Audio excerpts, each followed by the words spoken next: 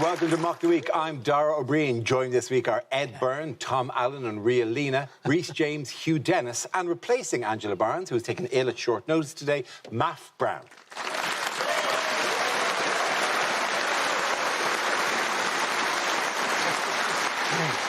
We start tonight with a round called If This Is the Answer, What Is the Question? On the board are 6 categories. Ria, which category would you like?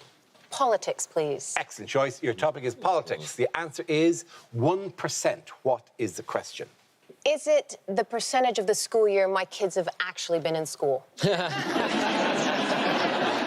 it how many germs are completely happy with Domestos? Is it what are the chances Maff didn't poison Angela Barnes? It's not fair, man. It's not fair. Just to say, Maff, because Angela did fall ill. She got a high temperature in the afternoon, and then in the current climate, let's say, decided the better thing to do was to step down. We send best wishes to Angela. I hope she gets well soon, and further that she hasn't made the rest of us ill. That's implicit in that. Maff, however, would normally be doing the warm-up on the show and has stepped up at very little notice to join us. Maff, welcome. Good to have you here. Thank you. I'll do my best. So, anyway, we're talking about the 1%. What is the question? Is it how much of Matt Hancock's DNA is identical to humans? Is it how much of The Crown is actually true? That is... You're right, that is the most outrageous thing that's probably going to get said today. OK, is it how much battery does Boris Johnson claim he's got left when he gets a call from Chris Whitty? Is it how effective is the COVID vaccine developed by Mums, which is just an early night in a glass of water? Is it what percentage of people who buy The Sun can actually read it? Is it how many people who have voted for the Green Party have realised that, ironically, they've just wasted paper? Is it how much of Giuliani is still alive? Is it how much of an opposition has Keir Starmer actually mounted since he became leader of the Labour Party?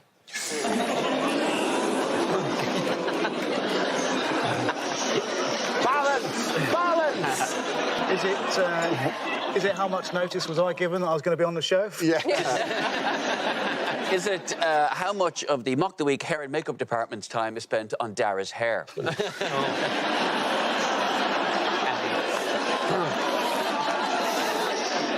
I shouldn't say this because I'm new, but I was in makeup with Dara and she, like, Pritt-sticked his head. Did they add hair? They know. They Pritt-stick.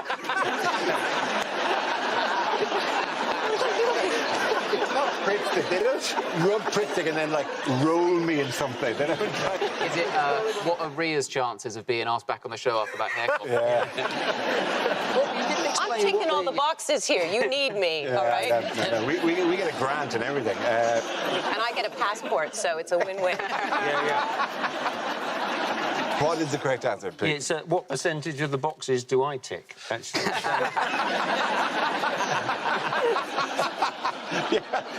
The least diverse panellist in the world. Yeah, well, it's true. Well, right now, I think I'm probably representing the elderly, so that's... Yeah.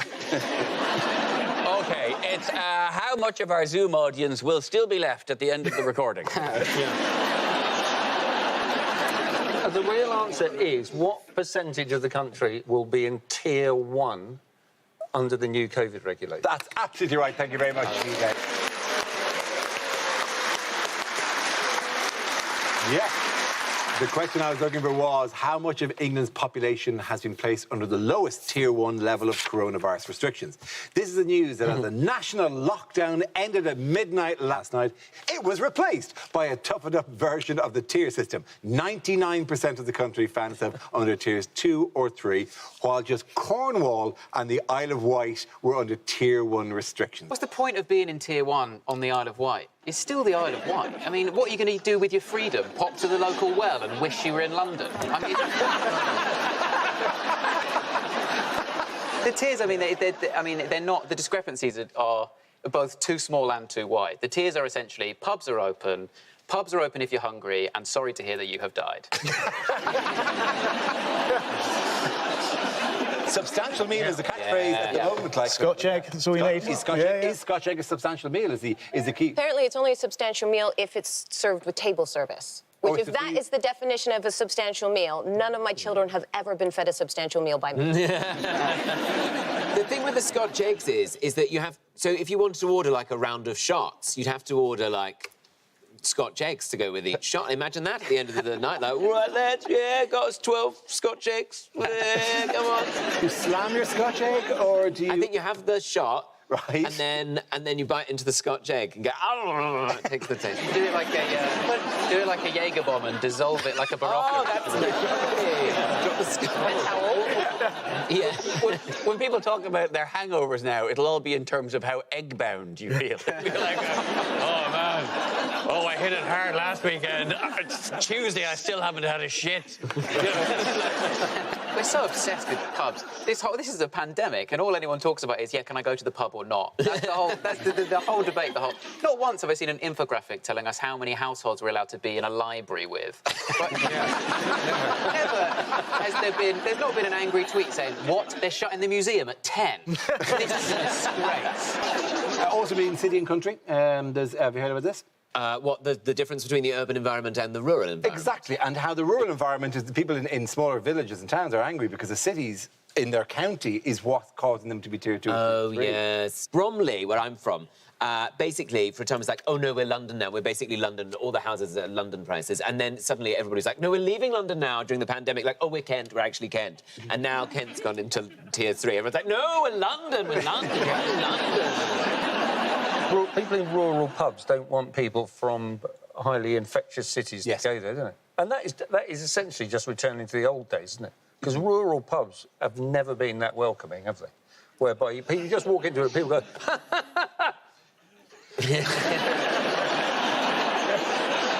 The big day to watch out for is 16th of December. It's when this will all be reassessed. 16th Again? of December is when the tier results are. You'll know because you'll open the papers and there'll be pictures of blonde girls jumping in the air holding their results. We're at tier 1! Like the A-level results. Boris has been teasing that the whole time, hasn't he? Yeah. He's been teasing like, oh, tier 3 might become tier 2. It's a bit like a COVID cabaret. Tier 3, tier 2, tier 3, tier 2, tier 1. It's not your destiny, people. On the 16th of December, all Tier 3 areas must nominate 2 young people who must then go to the Isle of Wight as an offering. What are the recommendations that they made in terms of behaviour at Christmas? They've said if you are carolling, everyone needs to face the same way when you're carolling. Right. As opposed to all those carolling gangs that like to meet up and then scream carols at each other as they approach each other from opposite ends of an alleyway. Yeah. Good King Wenceslas, last look down. You've assumed sensibly that you mean everyone stands in a row this way. It could be that they all stand facing in one direction in a queue, and they only infect each other. Oh, I didn't know. Oh, yeah, you're absolutely right. Yeah, because Just that one person at the front going, What if you answered the door to carolers and they were all standing in a line and they all kind of did that, you know, one that way, one that way sort of thing. So they're all taking forward. They should have... Can they all do that hand? They can do the hand thing as Yeah, well. do the hand Oh, thing. I love that Obviously. you're not allowed to play board games. Board games are out. Board games. Especially Risk. That's one you're not allowed to. Yeah. Well, imagine Cluedo would probably be an unfortunate one. It was Professor Whitty with the COVID at the briefing. I was looking forward to buying the new... there's a new version of Monopoly where you're only allowed to buy or operate anything if you went to school with Boris Johnson. But the recommendation of board games, this is what I don't understand. They said, please don't play board game. There's lots of pieces, you know, that you can spread COVID between. We're like, how are you playing Scrabble? You're not literally supposed to lick the letters to stick them on. No, you're just supposed to put your hand in that sack of germs. Toss it around. Everybody ready to play? Everybody ready to play? Everybody ready to have a good game of Scrabble here? I've got a C, an O, a V, an I, and a D. I think it's when they start the game and they're taking it too seriously and just spitting their hands for the handshake. Yeah. Oh, yeah, they do that. Why did people do that, Matt? I think it's to seal the deal. It's a silly... But why? I'm not as rough as I look, Tom. I don't know. Angela would know. At the end of that round, the points go to Matthew and Reese.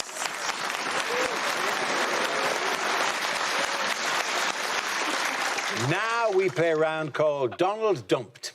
This game involves Math and Tom. So if you could make your way to the performance area, please. This round is a stand-up challenge. I launch the wheel of news, and wherever it chooses to stop, one of our performers must step forward and talk about that subject. OK, here we go. Our first topic, please. Let's spin the wheel. And the first subject is fitness. Who wants to come in that? Math. I'm probably not the only person in lockdown that put some weight on. I think I put about 2 stone on, so I'm trying to do something about it. And I've started doing some running, and I bought myself some, the running tights, the leggings, and I went for a run in my local park the other day, and the amount of women that just stared at my crutch. None. None. I'm going to cut a hole out tomorrow and make it worth it. Do you know what I mean? I went to the gym this morning, actually, and then afterwards I had a protein shake, although some people call it a wank. I've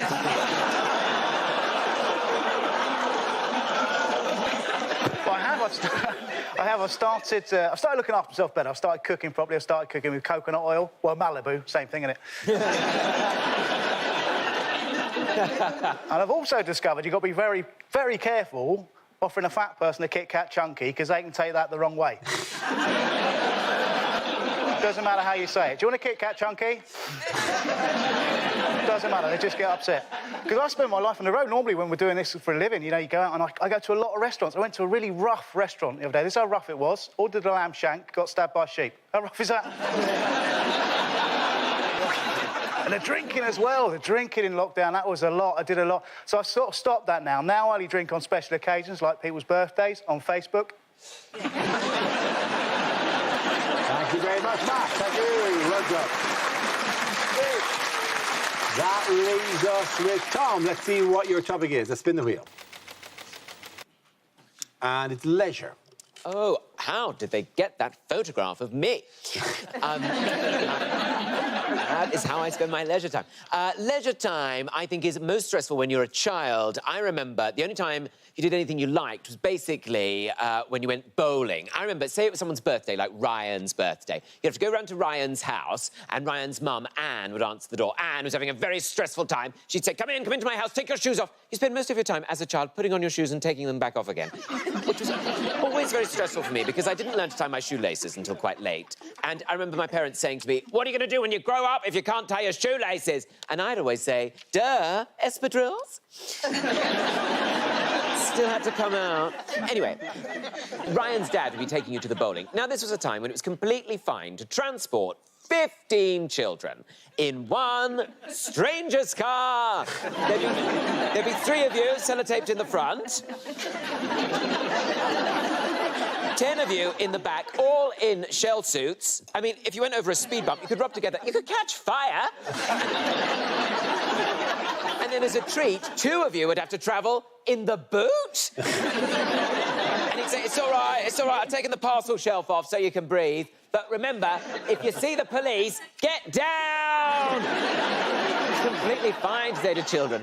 And if you get to, like, the mega bowl, you get out of the car, you'd have to run up the stairs, and then you have to take your shoes off again. You have to take your shoes off again to go bowling. I don't know why I bothered putting shoes on at all on this day, right? And you all know, you have to take your shoes off to put on the special grandma shoes that you have to wear to the bowling, because the bowling has got the precious wooden floor. You cannot tread on the wooden floor with outdoor shoes. You cannot do it. It's a special magical wooden floor. And then it would dawn on you, you had no idea how to bowl, because you were 9 years old and you weren't Roseanne Barr's husband.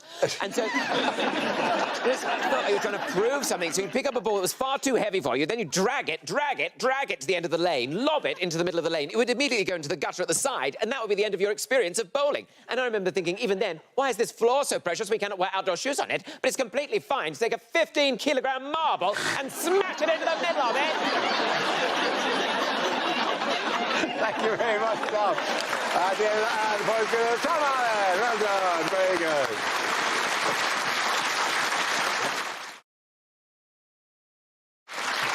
Our next round is called Picture of the Week. I show the panel a topical image and ask them to tell me what's happening. So, what's going on here? Is she getting ready to record her version of Yes, Sir, I Can Boogie? Is the source of the leak that a Scotch egg counts as a substantial hit? Is this Nicola Sturgeon retraining in cyber? Looks like she's going, oh, Sue, this guy's now changed his relationship status to it's complicated. What the fuck is that about? Is she watching her favourite film, E.T., and trying to touch his finger? She's going SNP complaints line. No, I'm afraid Nicola Sturgeon isn't around at the moment. Is she pointing at it and going, oh, that's where my picture comes up? Oh, great. Is she just Googling how often can something happen and still be considered once in a generation? She's reading an article. She says, "Ooh, it says here sturgeon eggs are worth a fortune." They will wear tartan in any colour, won't they? That's the colour of porridge. How dare you? Saying hello, I'm just gauging voter intentions on Scottish independence. I'm putting you down as a yes. Don't argue. Bye. And the correct answer? Is that is Nicola Sturgeon. That's all we needed. Thank you very much. Great card.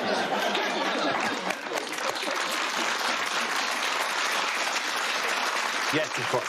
It is Scottish First Minister Nicola Sturgeon who addressed the SNP's annual conference this week. What was her message to the SNP? Independence is a matter of time. It's imminent. Imminent at any moment. She's just waited till now, till England are busy. Boris won't even know that she said this, and that they're going to have another referendum. It's basically like waiting until your parents are having an argument to ask if you can use the car. It's fair enough, though, isn't it? Because Scots didn't vote for Brexit and they didn't vote Conservative, so it's nice to give them a chance of having one thing that they have voted for. Stop letting the public decide stuff. Have we not learned? Stop letting the public decide stuff. If there was a referendum tomorrow called Pub or Nan, Guinness would sell out in 30 seconds. What I'm saying is, we need a referendum. It was supposed to be a once-in-a-generation thing. When was the last one? 4 years ago? It wasn't 4 years. It was 2014. It was 6 years ago now. And which sounds not that much, but like last March was 8 years ago. So it is.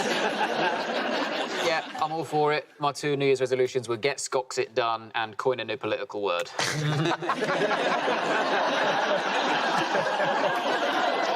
Is there a sense, though, that we might all then start, like, dividing off, and if Scotland goes separate, and then all the different tier areas of England could start dividing up? I mean, Kent is suddenly its own area, now Cornwall's its own area. We could all end up... Suddenly I'm going to be living in the People's Republic of Orpington.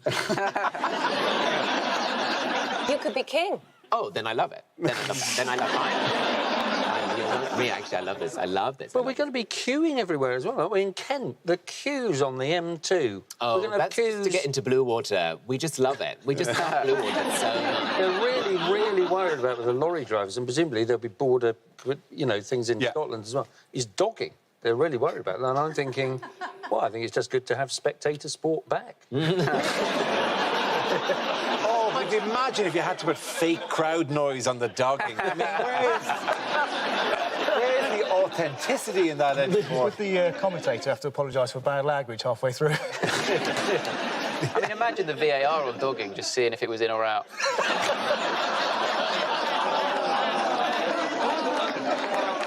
Nicola Sturgeon made me think to herself, let's really start the drive for independence again now, because surely by now the people on Mock the Week will have run out of jokes about Scottish independence. and she'll be absolutely right. Yeah. Well, some of us weren't on it 6 years ago, so let me take it away. Meanwhile, what's going on here?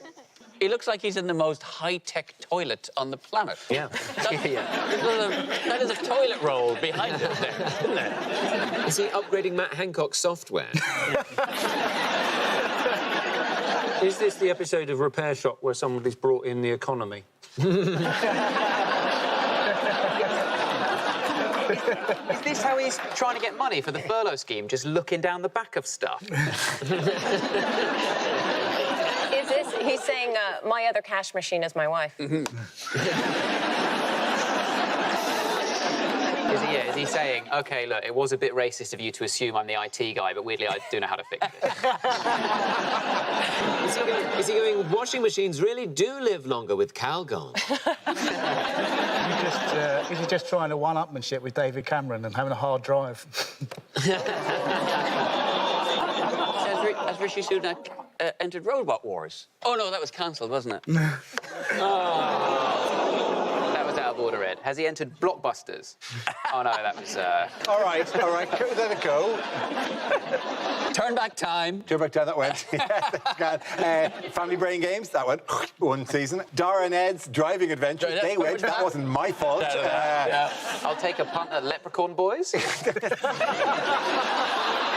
Over the years, surely that's come up. I mean, it got to a document stage. We did a pilot. Yesterday's Chancellor Rishi Sunak, who this week delivered a spending review setting out what the government will spend next year. What is the bad news for the UK's finances? It's going to be the worst recession since 1709. Yes. Which Jacob Rees-Mogg personally remembers. I'm sorry, whoa. I'm sorry, and we're trying to have a conversation here. Look what the Zoom crowd is doing. What the hell are you all up to here? This is... You're doing...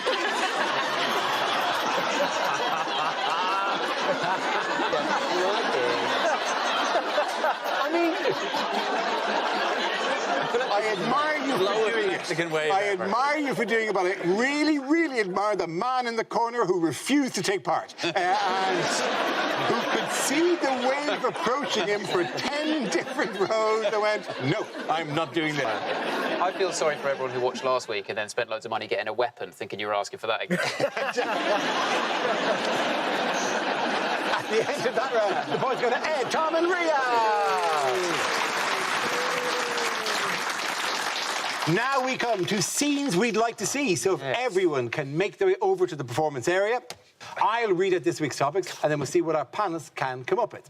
OK, here we go. The first subject tonight is unlikely lines from a TV detective show. No, it's not a murder. He just died.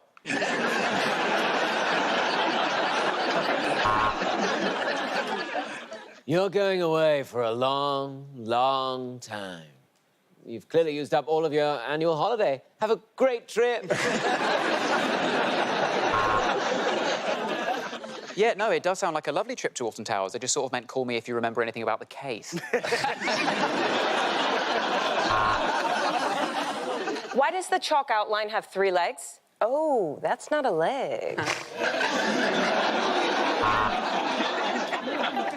Impossible, Detective. It couldn't have been me. On the night of the 22nd, I was at home cleaning my murder weapons.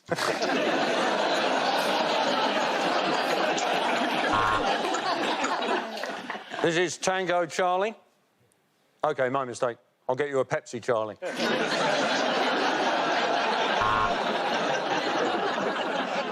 And was there any ID on the murder victim? Great. Oh, today's date. It's their birthday. Get their arms. 1, 2, 3.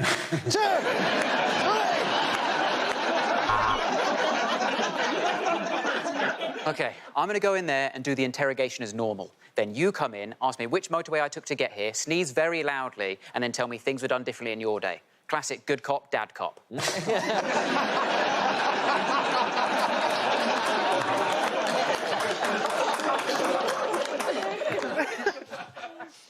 I'm from the SWAT team.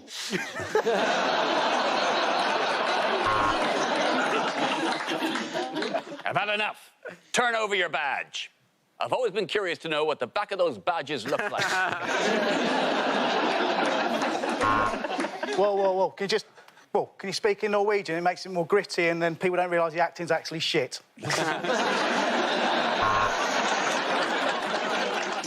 Yeah, there's semen on the bed sheets, there's blood on the walls. Maybe we should move hotel rooms.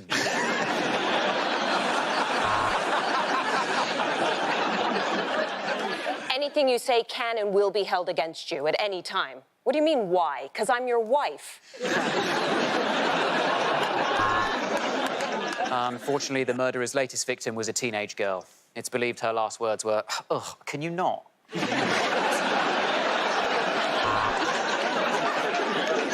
Okay, so we've got hair samples, we've got scrapings from underneath the fingernail, we've got a bite mark, and that's why I'm sending this pizza back.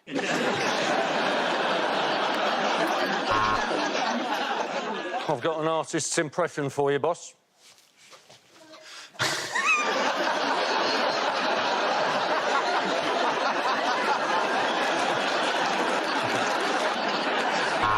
The next topic is unlikely lines from a romantic novel. She collapsed slowly in his arms. He sighed and reached for the puncture repair kit.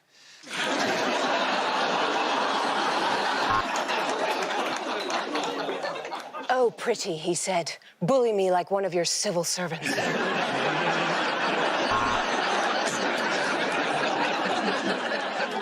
Let's make love, she said, but not here, upstairs. And with that, they climbed to the top deck of the night bus.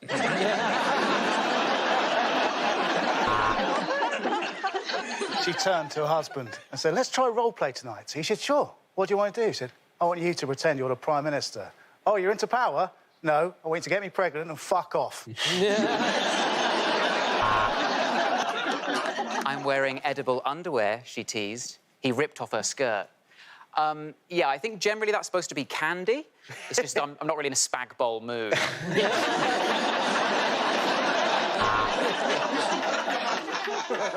Next time, he said, licking cream out of her belly button, I'll remember to put the lid on the blender. As he climbed on top of her, Melania thought to herself, remember, he'll be dead soon.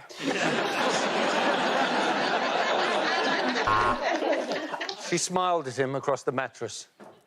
Aren't we lucky, she said, to have found a skip with one of these in it.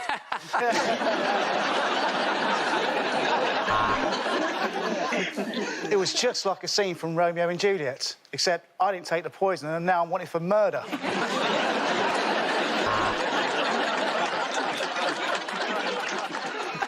2,000 a year, Mr. Darcy. Why, that's an awful lot of women.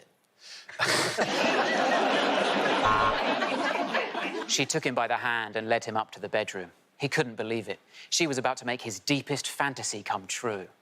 He was going to get to have sex.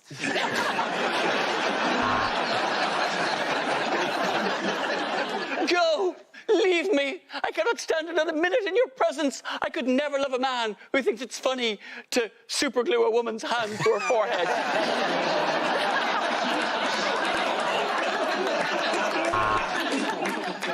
Anastasia walked towards the wall of chains, hooks, and rope. A huge hulk of a man stepped in front of her and said, "Hi, I'm Jeff. Welcome to B&Q." He said to her, "Will you make me the happiest man in the world and introduce me to your fit sister?"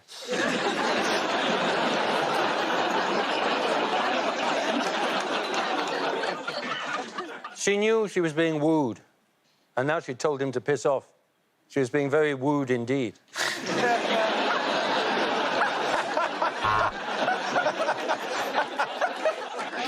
As he climbed under the covers, he couldn't believe what he saw. A beautiful woman with long blonde hair, big green eyes, and a perfect body tattooed on the arm of a plasterer called Dina.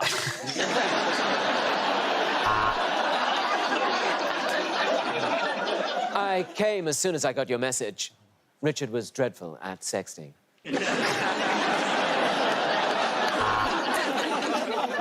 He got down on one knee. "Will you marry me?" he asked. She flushed. "Oh, you should ask my father first."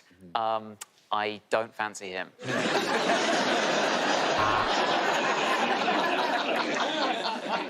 He kissed her tenderly. She looked in his eyes and said, "Do that thing you know I like."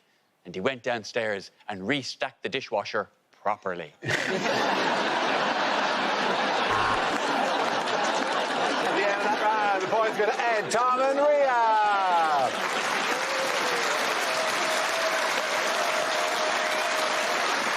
And that's the end of the show. This week's winners are Rhea Lena, Tom Allen, and Ed Byrne. Commiserations to Rhys James, Hugh Dennis, and Matt Brown. I'm Darrell Green. Thank you for watching. Good night.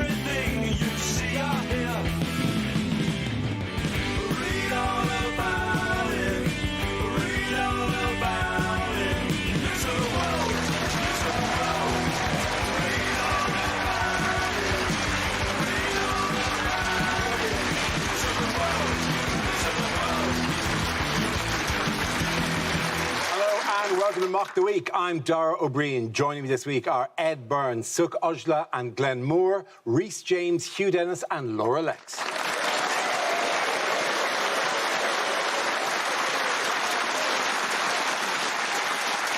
We start with a round call. If this is the answer, what is the question? On the board are 6 categories. Laura, which category would you like?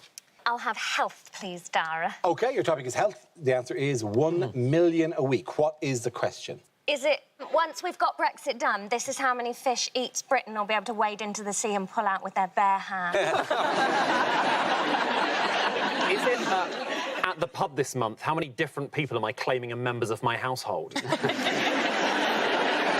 it during any given Mock the Week series, how many tweets do I get calling me an anemic Ed Gamble? Is this Britain's current Scotch egg consumption rate? Is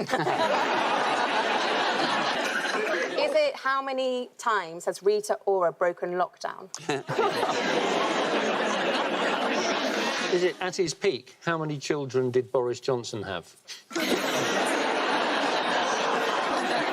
Is it how much money Greggs lost when they tried to launch their sausage roll-on deodorant? Is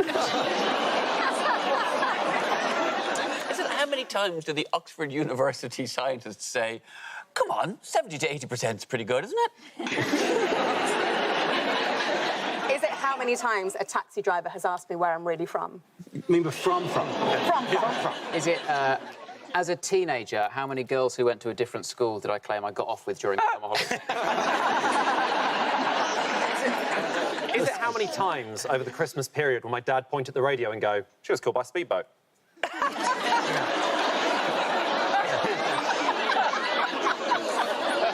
it how many hours of true crime podcast does the average white woman listen to? Is it how many bats am I going to fuck when all this is over? Can I edge you towards the correct answer? Is it how many COVID vaccines are going to be issued this month? Yes, absolutely. That's close enough. Thank you very much, Claire. Thank you.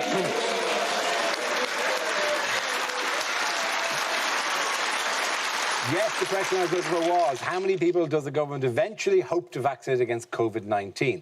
This is the news that the UK has become the first country in the world to approve the Pfizer-BioNTech vaccine, with vaccinations beginning this week. So, the national campaign to plug microchips into old people... I said it. I can't believe I gave it away. You were supposed to be one of the sensible celebrities. I know. I had dinner with Bill Gates and George Soros. They talked me through the process. Yes. Who were the first people to be given the vaccine? It was the elderly. So, firstly, congrats to Hugh. Thank you very much. And you remember the name of the first person to get it? Margaret Keenan. Margaret Keenan, yes. And she'd spelt it Keenan with 3 A's at the beginning just to get to the top of the alphabet. Margaret Aardvark. Maggie Keenan from Belfast, I think, was from Northern Ireland, anyway, aged 90, was the first. Swiftly followed by... William Shakespeare. William Shakespeare. Got it. To say he's old enough to qualify. Yeah, he is, absolutely. William Shakespeare of Warwickshire. You really pity the government researcher that was looking for the most patriotic named person. Scouring care homes for a Winston Churchill or a Gracie Fields to wheel the poor bastard into a nick. If they could have found someone called Brexit Fry-Up, they'd have used it. That Margaret Keenan must be the safest woman on the planet right now. Like, how much money is going into making sure she doesn't die of anything random? She now lives in one of the Zorb balls, and MI6 people are just pushing her around, making sure that she doesn't go anything at all. But she's going to get her, because you've got to get 2 doses. Do you think she's going to be disappointed if there isn't the same press pack there? It's like, she's going to walk in to get her booster, like, do you know who the fuck I am? If she popped back for the second one and she's just daubed her skin in green paint, just like, now I'll be fine. You think Margaret Keenan should get a professional makeup artist to glue another ear into the midst of her forehead? No side effects at all. Sorry? Sorry. Why are you repeating everything you say? But the fact that they're giving it to, like, over 90s means that the conspiracy theorists are going to have a field day in, like, 10 years if they're sort of like, well, why did all the 90-year-olds suddenly die 5 years later? I can't wait for the Mastermind episode where someone's specialist subject is the life and work of William Shakespeare, and it turns out to be questions on this guy. Wait, what was Matt Hancock's reaction to seeing William Shakespeare get the jab? He sort of teared up on TV. Hancock cried on, Good Morning Britain. Well, he did an approximation of what he thinks humans look like. I understand you try and wipe your eyes as if they are leaking. Yes?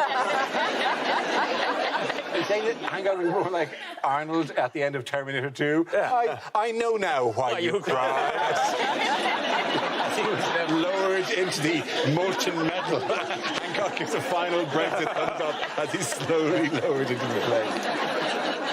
What are some of the logistical issues involved in delivering this vaccine? It's got to be kept very, very cold. Very cold. Very cold. Yeah. It's always something, isn't there? Like, oh, we've got a vaccine now, but it's got to be stored insanely cold. You know, you can have your Christmas, but you've got to spend it with your family. This is always something. What is this photograph?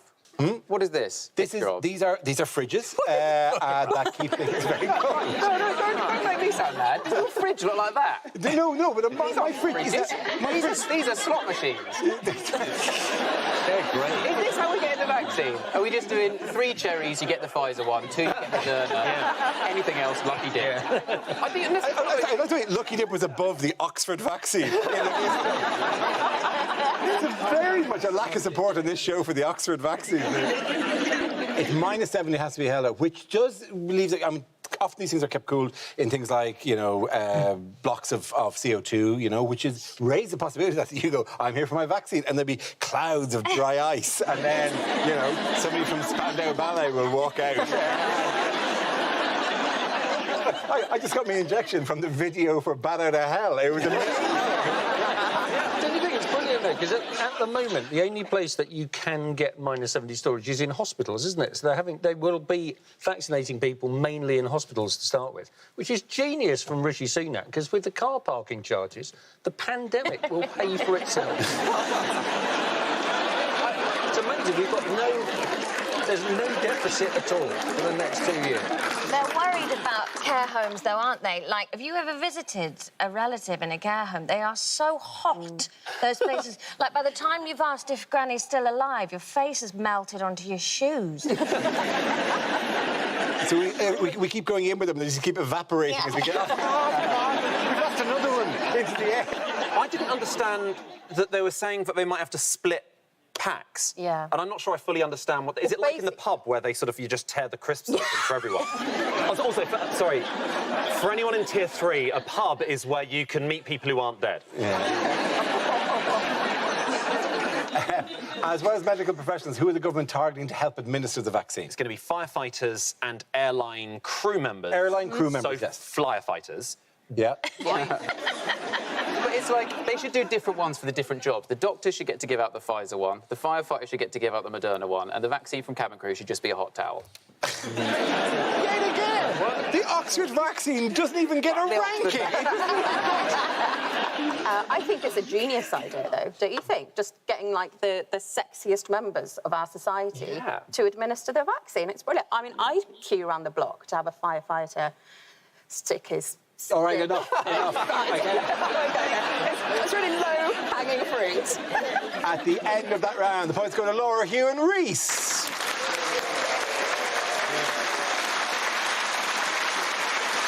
Now we play a round called Vax On, Vax Off.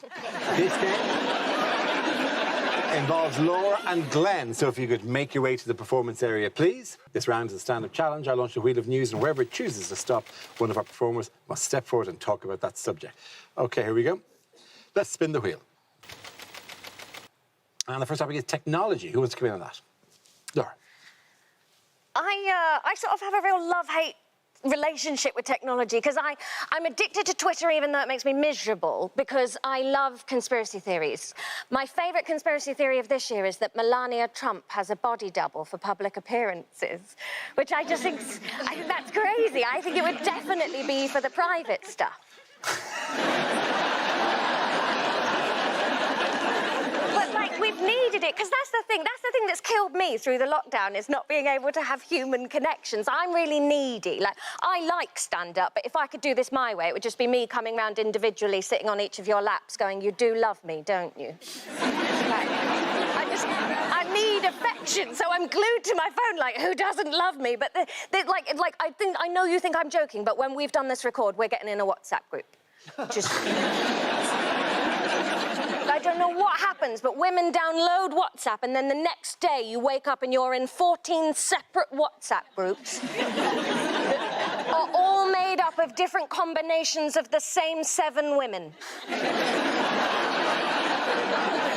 But there's one woman missing from each group, but you don't know which one's missing because you've given them all bizarre names based on in-jokes that you've forgotten about, and it's chaos. Your phone's beeping every 20 seconds, so you can't have that, so you have it on mute, but then you can't admit that it's on mute because that's treachery. So you have to be like, "Oh, sorry, I haven't looked at my phone all day." Yeah, like any of us haven't looked at our phone for more than 5 minutes. That's a lie. But there's nothing you can do because you can't leave a WhatsApp group, can you? So eventually what you have to do is you get your best friends and you're like, "Lucy, Sarah, come with me. We're going in our own WhatsApp group over here." And then for 2 days, it's lovely.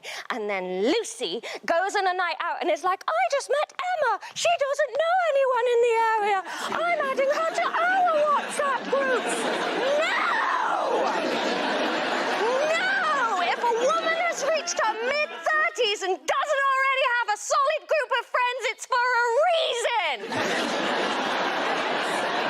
Well done, Laura. Very good.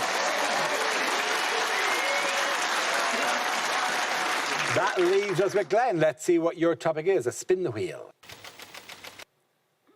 Confrontation. I'm doing it, all right? I never used to be confrontational at all. You know, when I was growing up, I never wanted to get involved in any argy-bargy. That's short for Argentina Bargentina. But now I don't take any nonsense from anyone. Like, now I'm really open and honest. Like, whenever I get a bad haircut, for instance, so every time, whenever I get a bad haircut and I don't like the haircut, I've now finally got the guts to be able to look that hairdresser dead in the eye and say, "That's great, thank you." I'm not afraid anymore. But I never used to be. I never used to be confrontational. I remember the one time I really regretted not confronting someone was a couple of years ago. I was having a house party, and it wasn't in, like, a nice house or anything like that. I don't know if you've ever lived in a house so damp you have to keep your phone in a bowl of rice at all times. But halfway through the party, I noticed that my housemate was in the corner of a room getting really, really drunk, like obnoxiously drunk, really spoiling the party, drawing a bit of a crowd. And I went over to him and I said, "Why are you getting so drunk? You're sort of ruining the party." And he said, "Oh, sorry, Glenn, sorry. Basically, I'm just trying to drink to calm my nerves. I've got to go to hospital tomorrow for, like, a really big operation." And everyone at the party was like, "Oh, my God, are you OK?" He's a surgeon. And apparently, there's no laws against that. Did you know that it's not illegal for your surgeon to drink the night before an operation? Have we got any surgeons watching from home? No, because they're all out getting hammered. That's what I've learned. And no one knows this about surgeons. I don't trust any surgeons anymore. It ruined every night out for me since. I'd be out on a nightclub dance floor looking around the whole time thinking how many of these pieces of shit are medical professionals. And the worst thing I found out is that if you're a patient, you're not allowed to drink the night before an operation. That's messed up in the wrong way round. I don't know why surgeons have imposed that rule. Surgeons don't want you drinking the night before an operation because surgeons are worried you're going to go out clubbing and bump into them.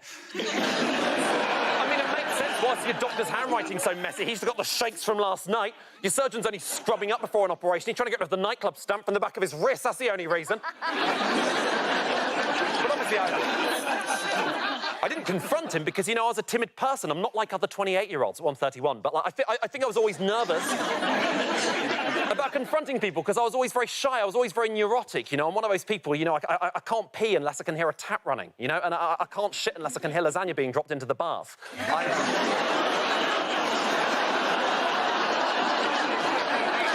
Thank you very, very much. Well done, both of you. Points there for Laura. Come on.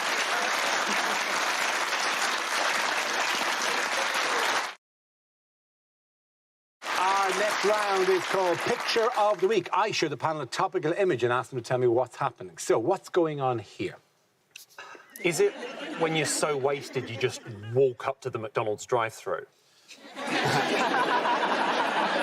This nurse saying, "Once again, Mr. Johnson, we did not ask you for a sperm sample." Is the nurse saying, I'm sorry, Mr. Johnson, that the freezer broke? That is literally all the vaccine we have left. I think it's What's at London Zoo? They've got a new bastard enclosure.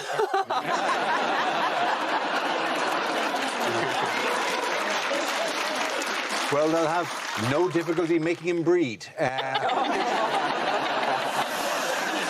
From the expression on his face, it looks like he's saying, that's quite big for a suppository.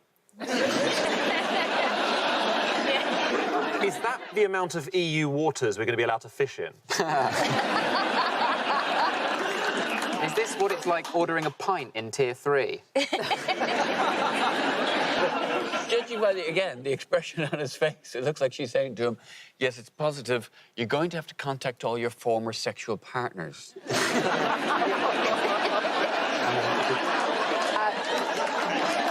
is very similar to the face that I make when I see the table next to me get their starters before me, even though they arrived after me. Anyone give a quick answer? Yes, that's Boris Johnson. Indeed it is. Thank you very much, Hugh. You're very kind.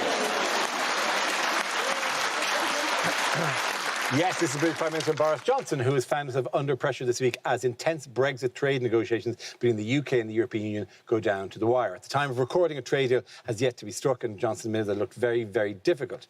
What have been the big sticking points during the negotiation? I've absolutely no idea about Brexit. I stopped watching in Series 2. It is the problem, though, is the 92nd crucial week in Brexit. Yes. Yeah, it is. We are heading for a trade deal, but it is very much going to be the petrol station flowers of trade deals, isn't it? So, I feel like we've been coming up with crucial moments of Brexit at a rate of like a million a week. Can we do the first round again? The problem at the moment, supposedly, isn't it, is that the French are playing hardball, aren't they? Which shows how little we know about Europe. It's called pétanque. The reason it's dragged on, right, the problem is that it's British people negotiating, right, and we are famously too polite to say no. Right, so everything, because in English, right, if you want to say in English, absolutely not, the phrase you say is, yeah, could do. Tell you what, I'll have a think about it, right? Michel Barnier must leave every meeting going, oh, they're going to have a think about it. This is progress. And isn't the president of the European Commission that we're negotiating with called Ursula von der Leyen? Yep. Yeah. Right, so we're really trying to negotiate with someone called Ursula over how much of our sea we get to keep. There's like definite rejected Disney movie vibes about this, especially with the whole thing ending on New Year's Eve, at midnight. It's very much kind of like, well, if you don't reach a deal, you shall be banished to live with Nigel Farage forevermore. The problem we've got is there's only one way to get anything done in this country, and it's just a shame that Marcus Rashford didn't grow up wishing for a Brexit deal. In other news, how did a Hungarian MEP break lockdown rules in Brussels recently? Oh, he went to a sex party. He did go to a sex party. He went to a, I think they called it a gay daddy orgy. His name is Josef Scheier, founding member of Viktor Orban's right-wing anti-gay Fidesz party, and was caught at an orgy in Brussels, which was described by the organiser as a daddy orgy. Which, look, I know that in the gay community that may mean something and may have a whole other characterisation, but to me it just means that it's just loads of dads at an orgy. And somebody comes up to one of the dads and goes, I'm really horny. And he goes, hello, really horny, I'm John. And it's just a night of dad jokes and dads going from room to room in the orgy, turning off the lights if there's no limit, and making sure the heating is down in the orgy. I'm not heating Brussels here. He's a founder member of the far right party, and he says he wants his mistake to be seen in context of his 30 years of service. Yeah. That makes it worse. Because his 30 years of service was voting against gay marriage and voting against gay people being allowed to adopt. That makes it all the more galling that he should... Is it one of those things where he's like, to defeat the gay, I must think like a gay? It makes me think, then, is Jeremy Corbyn secretly a rabbi? closeted homophobic politicians always go so extreme with their big reveal, don't they? It's never just like, oh, this homophobic politician was caught stealing a kiss under the moonlight.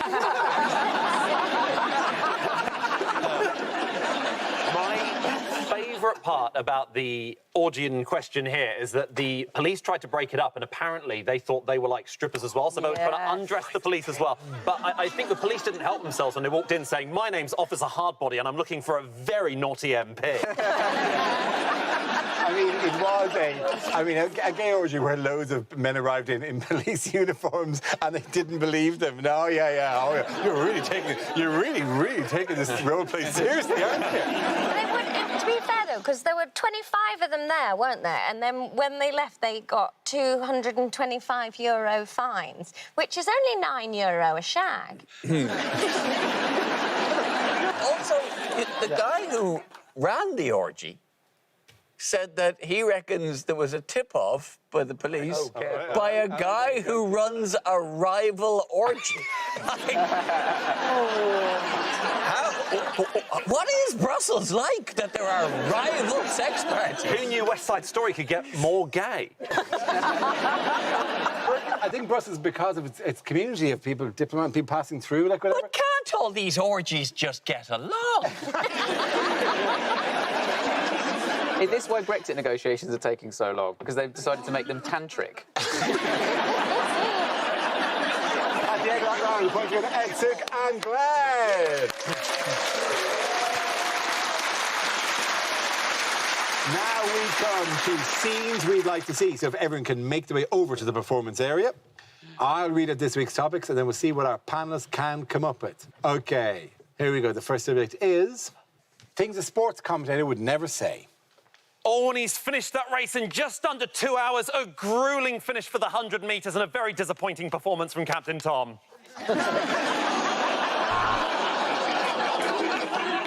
And congratulations to my mum, who's taking home the gold medal for passive aggression.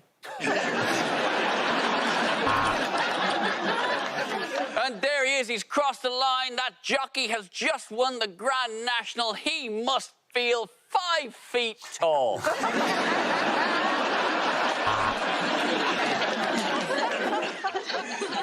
And there we have it. We finally know who has won the Ashes. Some said a tombola at a funeral was inappropriate, but it's what she would have wanted. Well, with 3 sixes like that in a row, you have to ask, is Satan the one-day batsman England have been looking for? It's 2046. Welcome to the opening ceremony of the Tokyo 2020 Olympics. And Hamilton has the lead, and look how excited his dog is.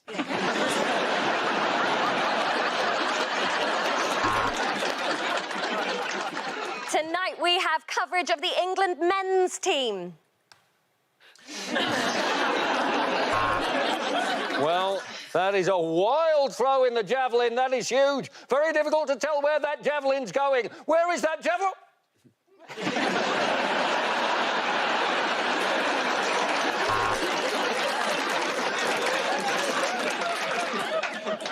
And he's reaching, and he's almost got it. And yes, Harry Potter has the golden snitch. Of course he has, the smug prick. And that is exactly why they call him a fox in the box. A great finish, followed by shitting and screaming. Well, that was a very delayed decision on VAR. But yes, Jeff Hurst's goal did cross the line.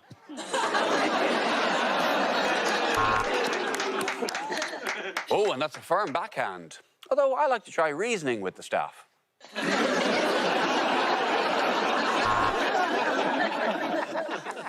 What's the name of the guy taking the penalty? Can you find it out for me? Oh, it's gone in! Goal!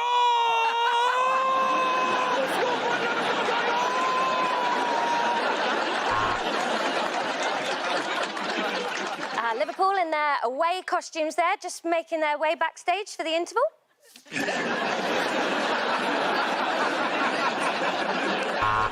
And what a fascinating end to the snooker. He went red, then blue, and then the ambulance arrived to take him away.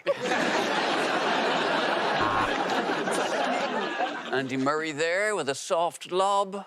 Happens to the best of us.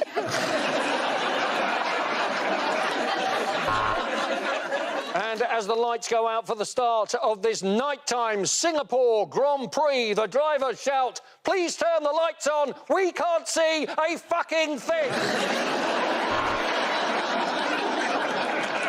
The next topic is unlikely things to hear on a property show. Now, this next property's got a bit of showbiz sparkle. Now, do you know David Tennant? Well, the guy he played, Dennis Nilsson, used to live here.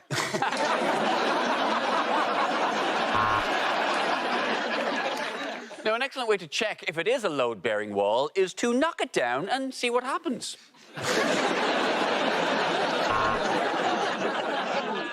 Storage is often a problem, but not for me. I am Kevin Mackay-Cloud.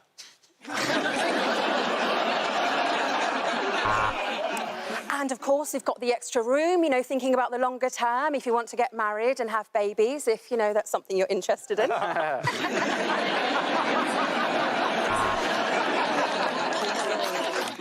This week on Location, Location, Location, we're in Basingstoke, Basingstoke, Basingstoke.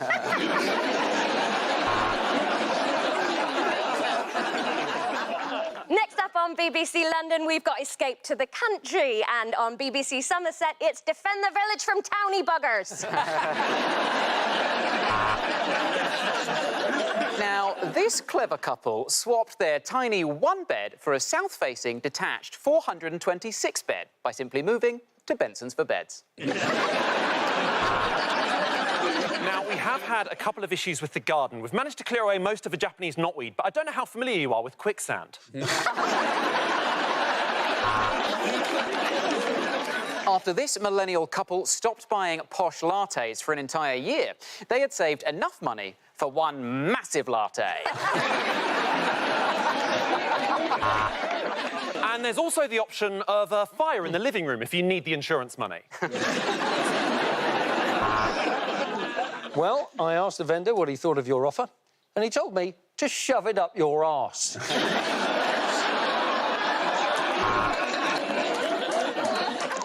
And we've been able to convert this one-bedroom flat into a three-bedroom flat just by putting a bed in the kitchen and the toilet.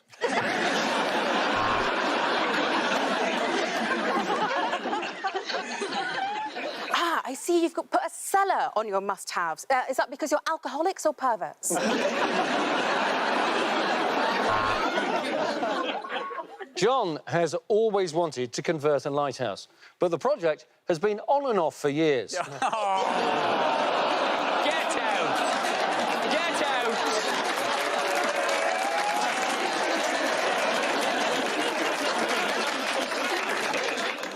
This week on A Place in the Sun, we feature a couple who speak a second language and buy the house.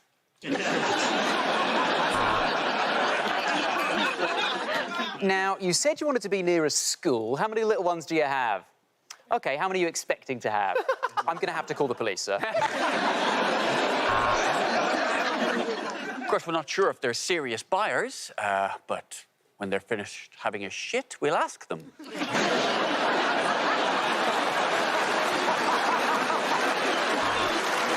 At the end of that round, the points go to Ed, Suk and Glenn.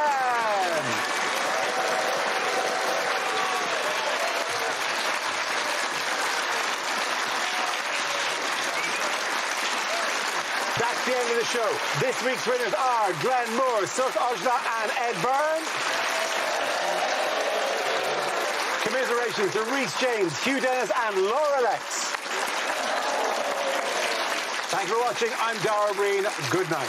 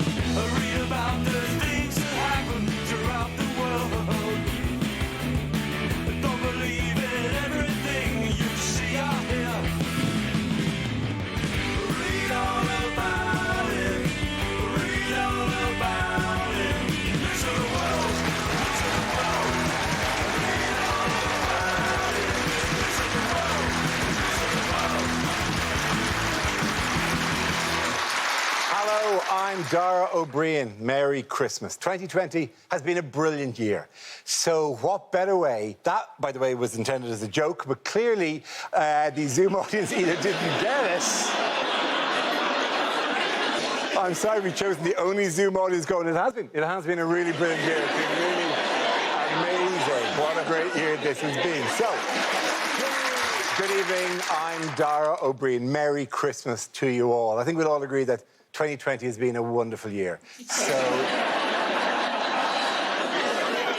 what better way to round off a truly magical 12 months than with our traditional festive special, featuring outtakes, best bits and unseen material. It's going to be the best Christmas ever. We really should have rewritten this for this year. What did Chief Medical Officer Chris Whitty warn people not to do this Christmas? Hug their nan. Hug their nans, yes. The exact phrase he used, he did that, you know, asking the question hypothetically. He says, do I recommend you hug and kiss your elderly relatives? No, I do not. And I felt like going, oh, no, because it would just sound like a weird thing for you, a stranger, to recommend I do. Weird thing to have a government officer come on TV and go, Ed, hug and kiss your elderly relatives. Do it now. Watching me do it now. You almost shouldn't have brought it up, because then for everyone who's looking to inherit, it's like, oh, that's a good idea. Nah. You know, it's the reverse psychology of it. He clearly does have to say that kind of stuff because he's got to keep a lid on it. But in Harry Potter terms, he is an optimism dementor. They did say to him, oh, what will you be doing for Christmas? And he said, I will be on the wards. In a way that makes it seem like that Chris, for Christmas, is just going to walk around hospitals going, not him. Save that one, but not that one. There is nothing we can do for this one. Happy Christmas. The people going, I want to come in for me tonsils. I want to come in for me tonsils. It does feel a bit like that, though, because you see the sage. It's not just him; it's the sage recommendations. Yes. One of the sage recommendations, if you have your granny over on Christmas Day, it says, put your granny at the end of the table, nearest an open window. So she won't get the thing, but she will freeze to death. So that's. It was quite unhelpful for them to go like, no, by all means have family over, but seat them 2 meters apart. And you're going, oh yeah, because it's very easy to source a 40-meter-long table in December. Putting your granny in the window makes it sound like you're trying to sell her. Hey, it's almost January. Transfer window opens 3 weeks later. How much is that granny in the window? Do you know what else is a sage recommendation for Christmas? What is combine it with onion and make a lovely stuffing to go with your turkey. What other recommendations have they made in terms of behaviour at Christmas? They've said if you are caroling, everyone needs to face the same way when you're caroling. Right. As opposed to all those caroling gangs that like to meet up and then scream carols at each other as they approach each other from opposite ends of an alleyway. Yeah. Good King Wenceslas last looked at. In space news, which is always put in just to make me happy, what was notable about the SpaceX Dragon capsule, which took 4 astronauts to the International Space Station this week? It was his private taxi. I'm worried about privatisation of space travel, because if I know anything about privatisation of transport, those astronauts are coming back in a replacement bus. Anyone know what it is? Did you see the picture of it? It looked like a sort of stormtrooper that had been fired. It has a sad face. Oh. There it is. It's even got tears down its cheek. It's R2-D2 at C-3PO's funeral. It looks like a Cyberman that's just read the latest script and it's not in it. Would you be happy with a bit of space? I can imagine you as a space tourist. You'd be up for that, wouldn't you? Me? Yeah. Oh, totally, travelling up there yeah. Absolutely, yeah. Do you know what? I don't think it's impossible that you will go there. I mean, you won't go on SpaceX, but if Megabus ever launch a rocket...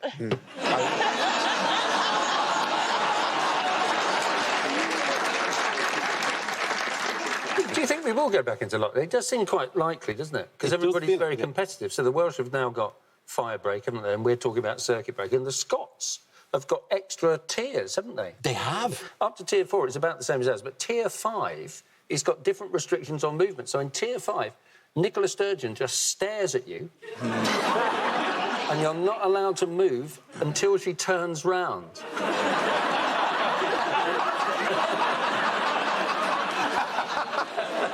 By the way, speaking of Nicola Sturgeon, how does she reassure Scottish children? She said that Santa Claus is a key worker.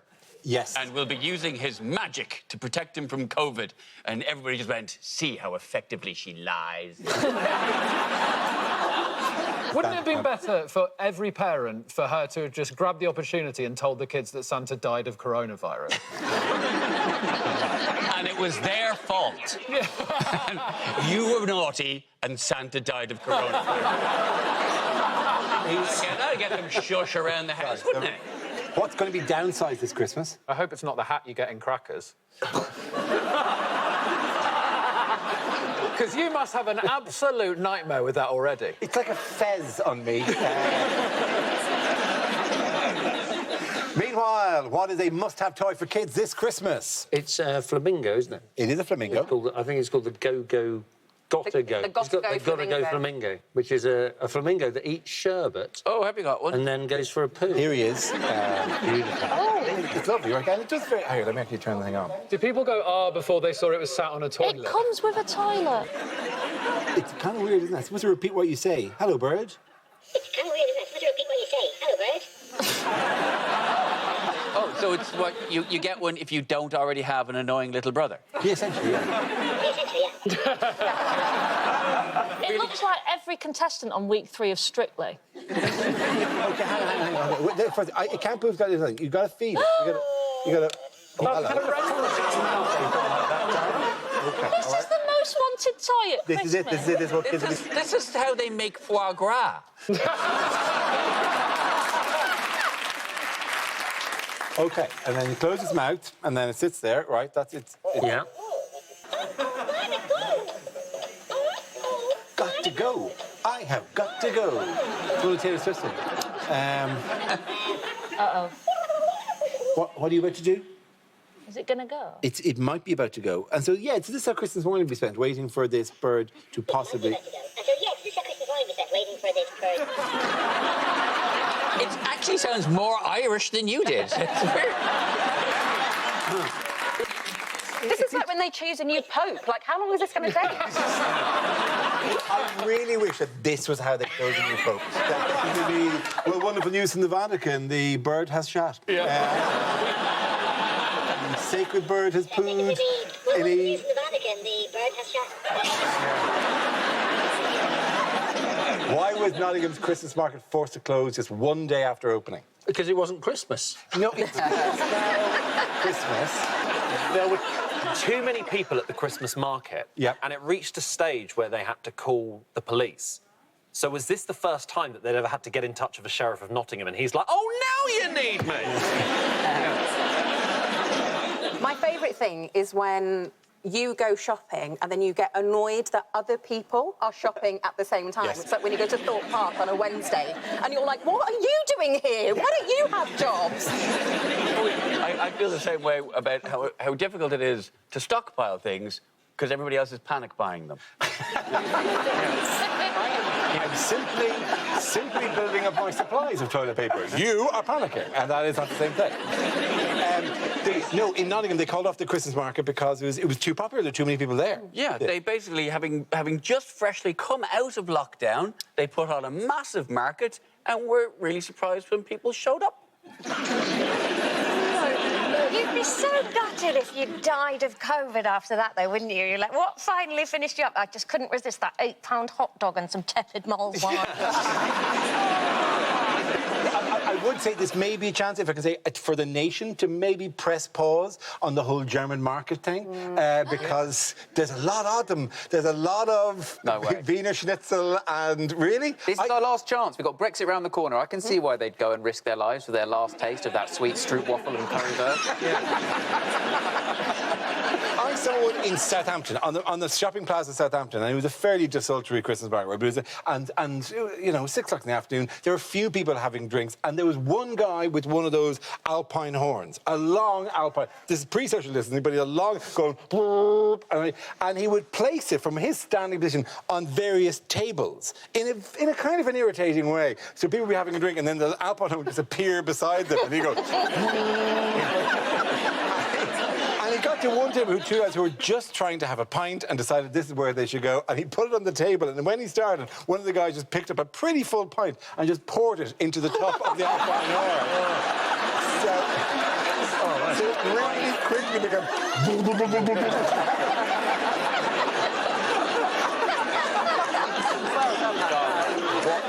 What I wouldn't give to see that Alpine horn player's furlough application. Our next round is called Newsreel. We play in a recent piece of footage featuring people in the news and ask you to suggest what might be being said. This week's clip features the England football team. OK, Harry, well, let's go through it again. There's a corner. You make a late run and you head it in. Do you remember that? There's a corner, you make a late run and you head it. There's a corner, you make a late run and you head it in. Do you get that? Not really, no. Anyway, meet Harry Kane. Oh, brilliant. Harry, who will actually talk to me. I understand that you're the bubbly, effervescent member of the squad. Yeah, that's right. I'm the bubbly, effervescent member of the squad. I try to be as bubbly and effervescent as I can. It's difficult sometimes to be as bubbly and... What are you doing with your hands? Right, Harry, get it. Look, we've done it in the World Cup. There's a corner. You make a late run and you head it in. It's a corner, Harry. It's a late run and you head it... Do you get it? No, not really. No, I don't really. So, just keep it quiet, but I had a text from Mason Greenwood and Phil Foden that there is a party going on here. That's right, where we don't have to do any social distancing, we don't have to spread out. So I'd love to take part. I bought some poppers. So, Harry, for the last time, there's a corner, you make a late run and you head it in. You head it in. Just pretend it is a Greek policeman. A Greek policeman. You head it, honestly, you couldn't get arrested. Oh. Thank you very much, you.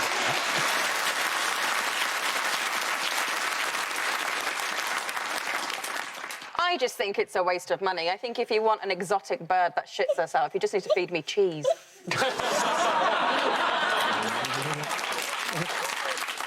I can't believe this is the reason there's going to be another toilet paper shortage. Oh, hello. Hang on. What's that? Oh, yeah. It's crowning! It's crowning! I can't believe I'm going to have to call my girlfriend and she says, why is the recording run late? We were all waiting for a plastic flamingo to do a shit. Go or get off the pot. I've got to retire when I'm 65, so I'm just... Imagine if this was the reason that Boris's press conference was late.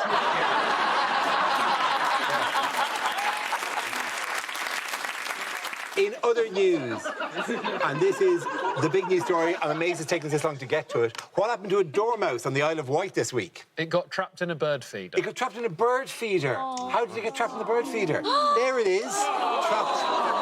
See the way we've raised the mood? Oh, isn't it cute? He fell asleep in a bird feeder. I fell asleep at an all-you-can-eat buffet and I got asked to leave. He doesn't look that upset by it. He looks perfectly He's happy. fine. He went in to get food. Now he's trapped with food. He's about to hibernate anyway. Is this the big relaunch of Eat Out to Help Out? It's my dream to be trapped somewhere and the only solution be to eat my way out. Oh. Did he get out, by the way? I mean, I'm concerned for the... He was gotten out. They contacted the Hampshire Dormouse Group to free it, and they said, look, it said, and this is an actual quote from the Hampshire Dormouse Group, it's safe to say this fatty will survive hibernation just fine. Wow. That's so weird. My mum said said the same thing about me at the start of lockdown too. I mean, if a dormouse can't do anything else, it's going to know how to use a door, isn't it? Is that what... It's not what... I've done, get out. I've done so many episodes of this show, and that is the dumbest joke you've ever Merry Christmas. Moving on, OK. What's going on here? This is me and my homies going to the sperm bank.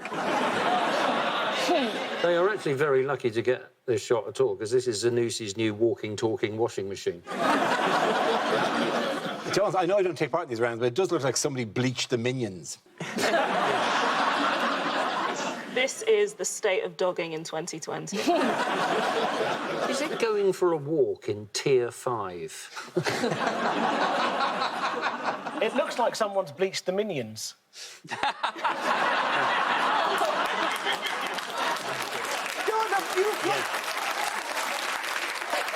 Dara, guess which one of those is going to get used? It's hideous! That's industrial espionage. Little do you know, there's a volcano just there, and this is actually how they make lava lamps. It looks like someone's bleached the Minions. Stop it. I'm just giving them options, Dara. Is this the wedding party at my big fat Muslim wedding? Guys, you know Ishan is Muslim, right? You've all been reacting like I said, though. Just say, on the left of the picture, that is a very odd place to put a yellow heated towel rail. Is this the reception at my big fat Muslim wedding?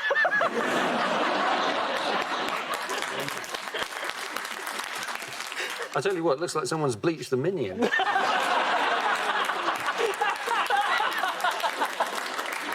That's a choice of 3. Or, at least allow me into the choice. I'm quite glad to see that the COVID restrictions haven't hit the porn industry too hard. But it does look a bit like someone's bleached them.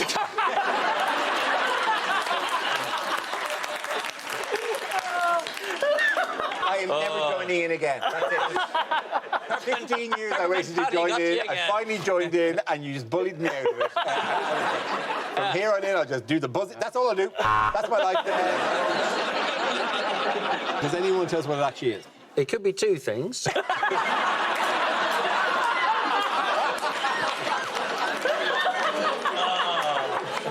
Either. I think this is a story about America, where they found a massive hornet's nest, which there's a sort of Asian type of hornet which has made its way into North America. Could be that. They've got rid of with a vacuum thing, or someone has bleached it.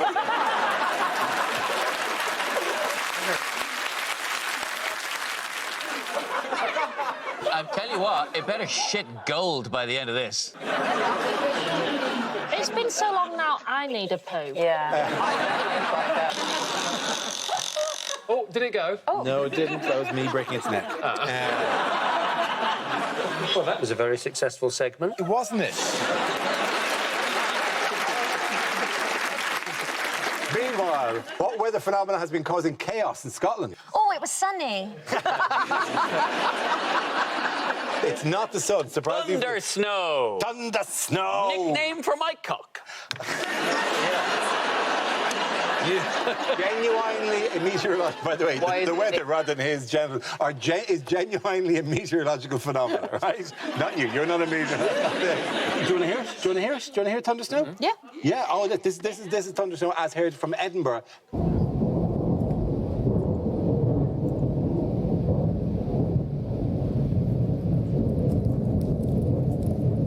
I mean, if you're the sort of person who's scared of fireworks, yes, I imagine that's quite worrying. Ed, now I understand why it's the nickname for your cock, because dogs are scared of it. I'd have to say your cock sounds like it needs oiling. There's a lot of noise, but it's very difficult to see. So Santa Claus apparently is immune. It was actually, according to, what did Nicola Sturgeon say Santa Claus was? Fat? Scottish? Neither fat nor Scottish. In favour of independence. No, didn't crowbar that in. Sexy. Not sexy, no. These answers are getting further and further away from the actual answer. Surprisingly well hung. No. Did not say that. Very much did not say that. A generous lover? No. A little bit racist, but in a fun way. All these things are probably true. However, no, she says that Santa's a key worker, and therefore kids shouldn't be worried about him. Do you think it might embolden kids in a sort of shopping centre scenario, though, with, like, someone dressed as Santa? They're going to cough in their mouths and go, it's all right, you're immune.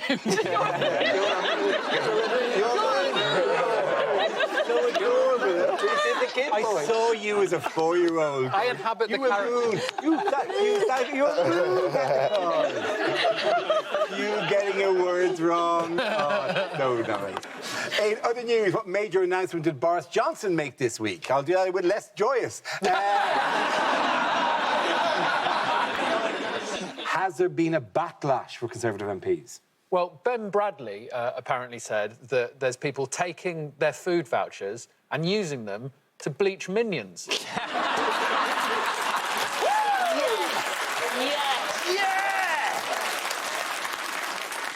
So far, Spider-Man has beaten the Green Goblin. He's beaten Venom. But in this next film, can he beat his biggest foe of all, humans that might swallow him in their sleep? I sound like I'm pissed. Yeah, absolutely. I'll do this as naturally as I can. I'll do this as naturally as be in the middle. This picture is from the Delaware Humane. I'll do it naturally. Okay, sorry. This picture here. Okay. Stare, if you will, at this picture that the Delaware Humane Association. But it is haunted! This photo was taken by CNN White House correspondent Caitlin Collins. Thank you, Caitlin.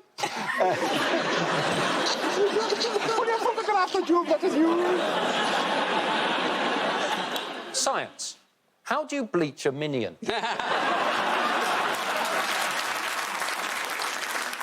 What better way to round off a truly magical 12 months than with our traditional festive special feature? Oh, for fuck's sake. Oh, I have to do it again. Traditional special. Our traditional festive special featuring. Really? That's what you fucking gave me? Our traditional festive special, comma, featuring, comma would have been handy, outtake, no.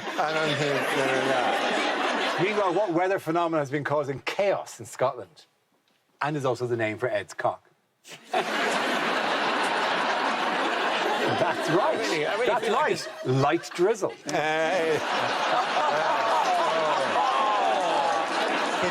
kidding me. They just want to see if they can get this.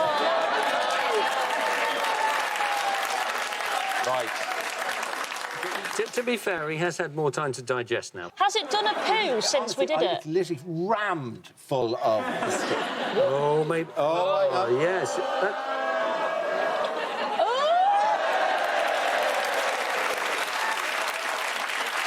Ladies and gentlemen, we have a new pope. Oh. Nothing than the festive sight of a flamingo pooing.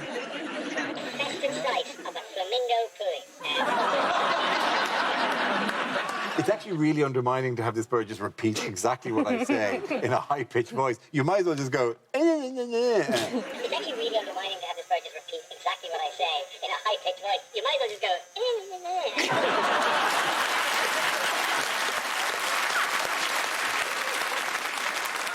OK, here we go.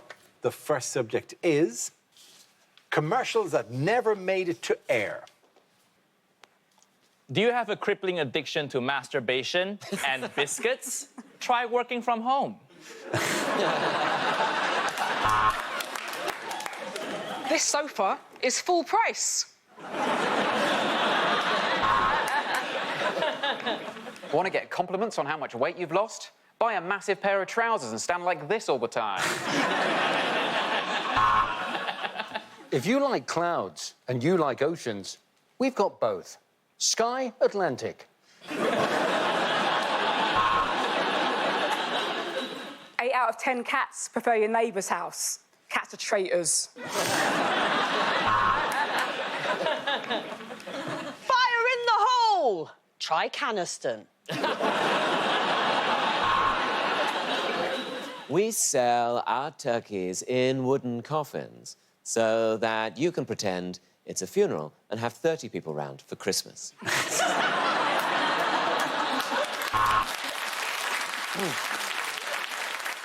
This advert cost hundreds of thousands of pounds to make. Please don't skip it in 3, 2, 1, you fucking bastard.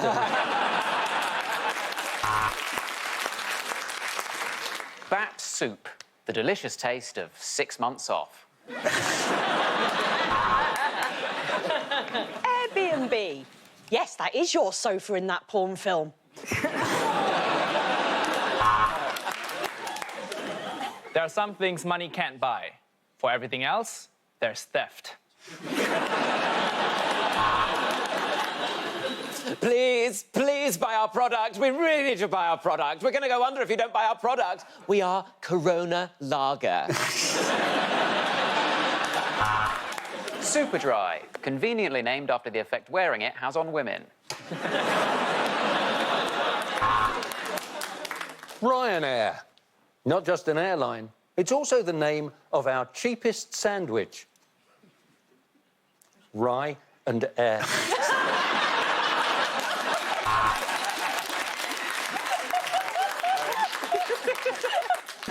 Poundland condoms. You get what you pay for, yeah? Rhys James, because Ed Gamble's busy.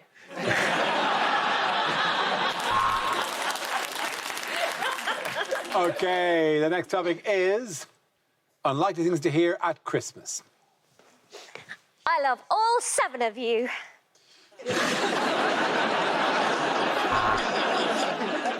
Well, you know what they say, giving is receiving, so get to work. Well, darling, we can mix households at Christmas, so I thought this would be the perfect opportunity to introduce you to my other family.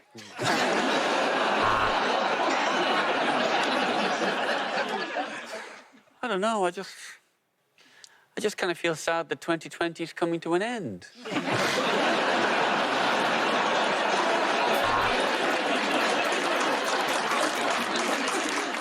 Well, it always sparks a great debate as to whether or not it technically counts as a Christmas film. But up next on BBC One, it's Santa's Little Spunkers.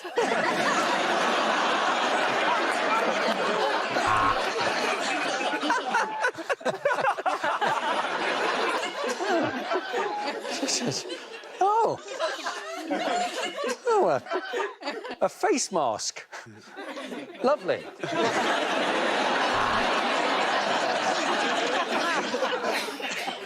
No, darling, you can't call him a Christmas cracker. His name's Santa Claus.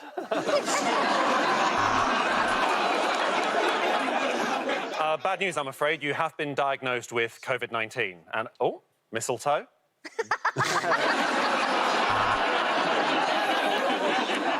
OK, I'll do the joke. Why should you never buy the cheapest crackers available?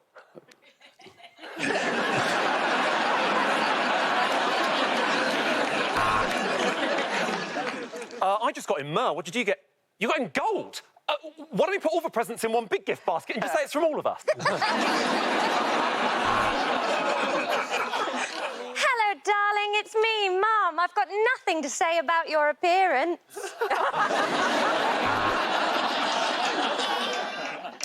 And now, to sing us live into 2021, will you please welcome Chris Whitty and the Coronavirus Choir.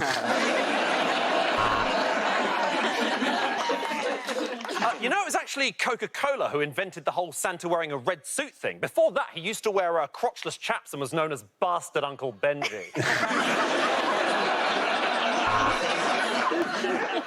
Whoa, all right. Sorry, Mum. I just fancied turkey for breakfast. How was I supposed to know you were saving it? Leg or breast? I was thinking arm. Are you sure you're qualified to administer a vaccine?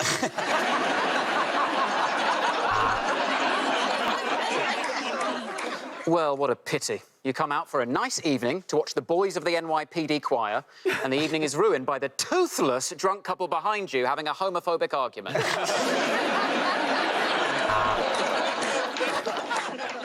I know you don't like me being extravagant, so I spent hardly anything on you this year. Just got you something small.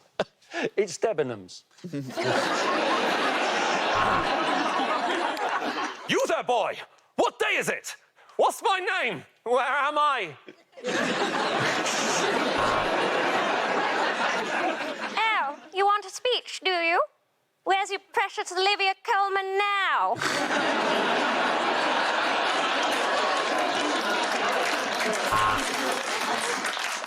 Who's for a glass of chicken cum? Sorry, I mean eggnog.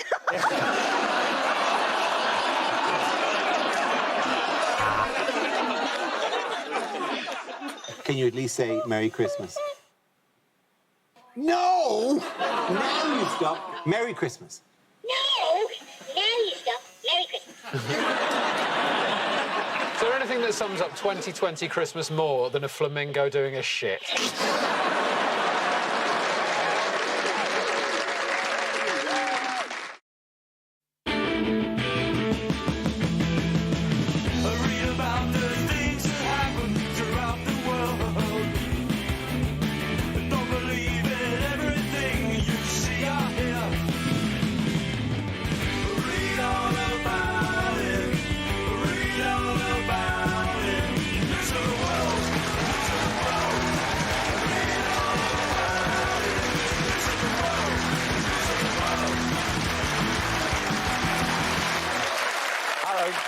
I'm Dara O'Brien. Welcome to this special edition of Mock the Week. As we look forward to what 2021 might bring, this is our final chance to reflect on the complete shit show of the last 12 months. Sit back and take in some of the best bits, outtakes and unseen material from the series so far. Hope you enjoy it.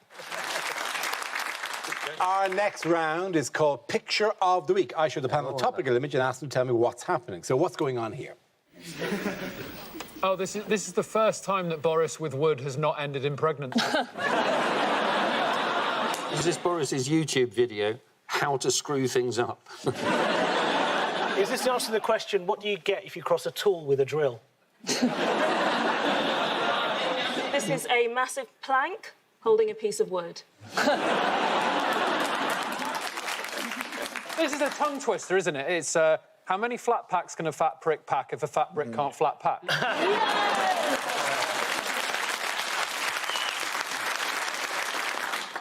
I've got a suspicion he's staple gunned his knee to the wood.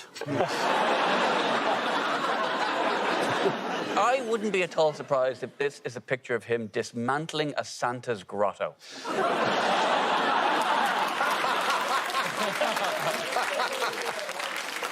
Is that the correct answer, by the way? That is Prime Minister Boris Johnson holding some wood and a screwdriver. You know what? Because people are going to say it's some drill, and it's not. It could be a drill. If you put a drill bit in it, but it's got a screwdriver bit in it, so it makes it a screwdriver. I will beat you to death with a shoe. The distinction between... His shoes are massive. You'd be like a That's like being so. That's like somebody saying, I'm going to beat you with a canoe. It's like I've walked in on my dad and his mates just having an argument because none of them have been able to erect the shed. Why are we doing this picture? Because there isn't. It's very difficult to get. Boris, could you pose taking food off a child? Could you not? Just one shot of you taking the food, and the child going, like a child holding like Oliver Twist, and Boris going, no. The Tories have now given up any level of pretense of not being Disney-level villains, haven't they? Like, I'm waiting for their zero-tolerance Dalmatian policy. Now, obviously, by the way, you know, there was a lot of debate over the summer about balance in the BBC and us having to, you know, reflect that. So maybe the kids aren't that hungry.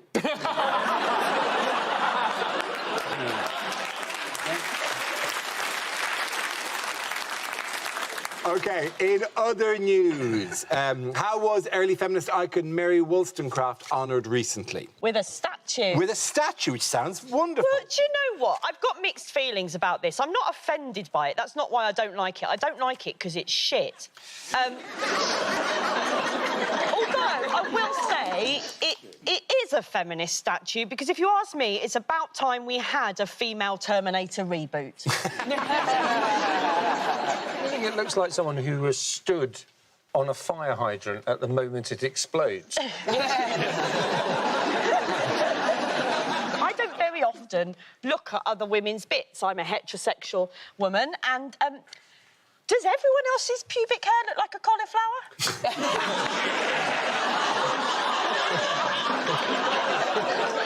Do you think it's a cauliflower, or do you think she's trapped a barrister?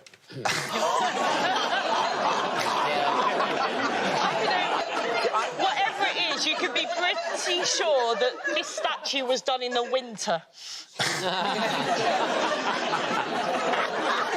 You've got to appreciate the detail that the hair on the downstairs is exactly like the hair up there. You have to appreciate the detail. Also, such a feminist, she added abs. I'm here for it. Oh, yeah. The woman is ripped. I mean, it's kind of chubby cheeks, though. I mean, there is an element of she's storing nuts for winter in the cheeks. I think they should make all statues naked, though. I mean, it would certainly give a new meaning to Nelson's column. The expression on the statue's face, it's quite severe. I feel like it's for every woman who's ever been told by a man, cheer up, love, you look lovely if you smile.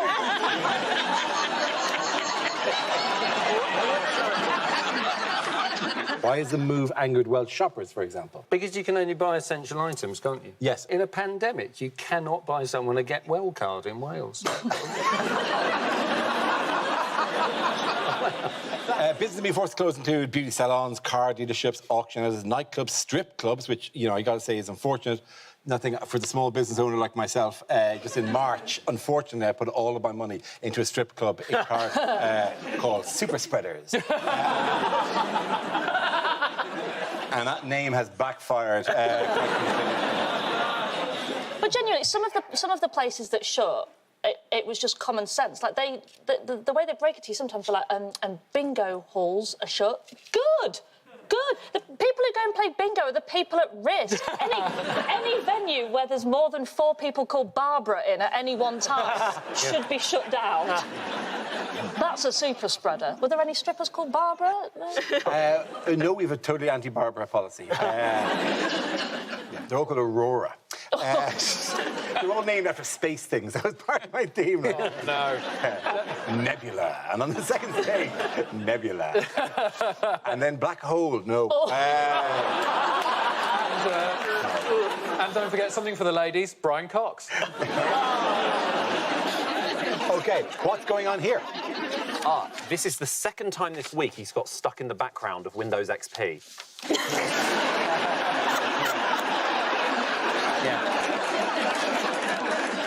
That is the young Joe Biden on the site of what will eventually become New York.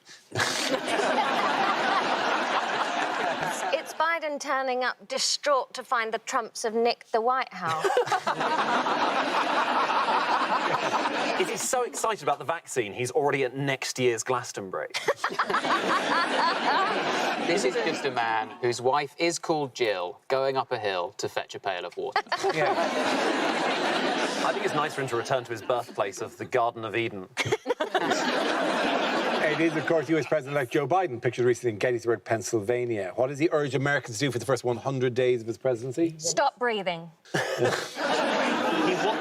He wants Americans to wear masks for the first 100 days of his presidency. And I love the fact that it's 100 days. And he's like, after that, you're on your own. I'll have been dead for weeks.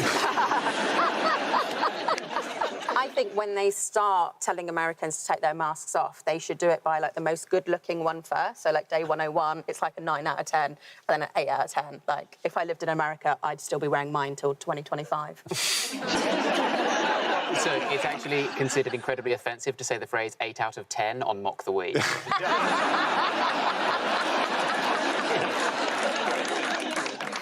There is an age division, and I think you and I there's definitely like a line in an ice flow that when the lockdown occurred in our industry, and possibly in others, it cracked, and you all went, podcast. Let's make TikToks and do new media ways of doing our job. And we all went, yeah, retirement's not bad, actually. I get a lot of time with my telescope. We all assumed you died of COVID. those guys for a while. They must have succumbed to the virus. There's a lot of kind of like, we're all in this, let's spend this as a, you know, let's do this right, do this properly. No one is doing Joe Wicks second time. No one is going anywhere near Joe Wicks the second time because it feels like an affair you had, and now the thought of going back to Joe and seeing Joe and the stuff he saw, and you also know you didn't keep it up, and if Joe sees you again, you're going to be all, oh, hello, Joe. There's every chance that Joe hasn't kept it up either. I think Joe also stopped. And then if we go back, it'll just be like a live webcam into that room in his house and Joe sitting there with the can going, well, Jesus. Just run around for a while. I don't know. Do a jump in the air. That sounds like what Joe Wicks would be like in Super Spreaders. Just sat in the front row going, turn around for me. Do a star jump. do a Spider-Man one. Go on, do a Spider-Man one. That's your favourite. The Spider-Man lead. Hi, Joe. How are you? Good to have you here. Our next round is called Newsreel. We play in a recent piece of footage featuring people in the news and ask you to suggest what might be being said. This week's clip features Donald Trump. I am the greatest president that ever lived. I beat COVID, I had a cocktail of drugs that no one else could afford, and I drank bleach. And now I'm going to beat Joe Biden. Tell him, Bill. Well, nothing to argue with there, Mr. President. Let me go further. I say you are the greatest creature to have walked the earth since the dinosaurs. You have beautiful golden hair. You are slim, trim, and humble. You are the humblest. No one has ever been more humble. And thank you for writing this script for me. How many people will vote for me, Bill? 7. These 7. That's not all. We also have these 6. There would have been 14, but I infected them with COVID. I'm going to leave you with some jokes. See what you think. I'm not saying Joe Biden is old, but on his last birthday, he lit the candles and he tried to blow them out and he was beaten back by the flames. I love people. Take my wife. You might as well. She won't be in the same room as me. Melania and I have been happy for 30 years, and then we met. And don't worry, I'm not infectious. Goodbye, folks. Thank you.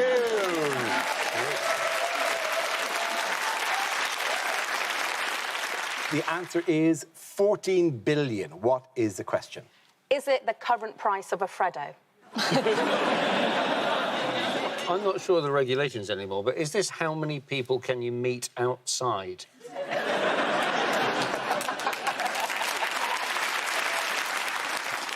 Is it in a briefing, on average, how many times does Professor Chris Whitty say, next slide, please? Is it how many sperm would I waste over lockdown 2? Is it after Eat Out to Help Out, how many chili points did Rishi Sunak have on his Nando's card? Is it how many children would I have if socks could get pregnant? So you'll cut Mark Simmons wanking. As soon as it's aired, it's disgusting, is it? It's not wanking, it's making love to a sock. I'm glad I'm not getting any Christmas presents in your house. What do you put in it? Moving on, though, what's going on here? Is this just after he said Jeremy Corbyn 3 times in the mirror? This is actually Keir Starmer reading our jokes that we're making about him on Mock the Week before looking in the mirror and seeing the TV in the reflection where he sees me staring down the camera, saying back the jokes he's just read off that paper as he wonders, who is the real Shadow? Wow. Is he just posing next to a mirror to give the illusion he's got more followers? Welcome to the Hall of Mirrors. This one makes you look incredibly dull. Is he reading the script? Is he reading the scripts for the Crown Series 10 and realising that his character doesn't have any lines?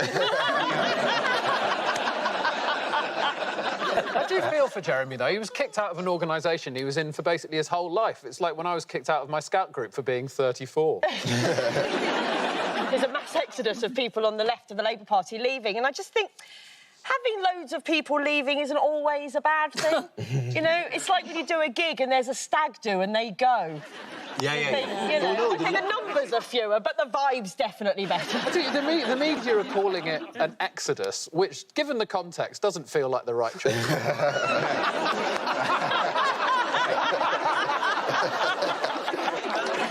Meanwhile, what did presidential candidate Kanye West get for his wife Kim Kardashian for her 40th birthday? Oh, this is mad. A hologram Of her dad. of her dead dad. Yes! You put it like that, it sounds wrong. I mean, he's so arrogant that he brought back her dead dad to say that he was a genius. Yes. That's... This is part of the speech done by the hologram of Robert Kardashian. You married the most genius man in the whole world, Kanye West. Not his actual words, scripted for the dead man by Kanye West. It's the weirdest... It's so mad. It's so mad. If you were going to be speaking as Robert Kardashian, like, if I'd have made that hologram, I would have made him apologise for getting OJ off. Oh, I'm sorry, too soon. Move on. Don't you think, though, that Dead Dad Hologram is the album David Bowie never made? It'd be great to win arguments. I think everyone should get a hologram of their partner's dead dad. You go like, it's your turn to do the washing up, and if you don't believe me, listen to your dead father. Oh. He's right. Why don't you just make a glove puppet of your partner's dead father? What's that? Mary's dad? Oh, Mary could do more around the house. And should be allowed to go for drinks with his friends. She's a great disappointment to me. Don't put me back in the box. Don't put me back in the box. You're going back in the box, Mary's dad. If it hadn't been for that heart attack, I would have died of shame and the Can I just say, I think it's quite nice. I think she should be allowed to grieve her dead dad as she chooses to, you know. I would have loved to have heard my dad say, I'm proud of you. You know, he's not dead.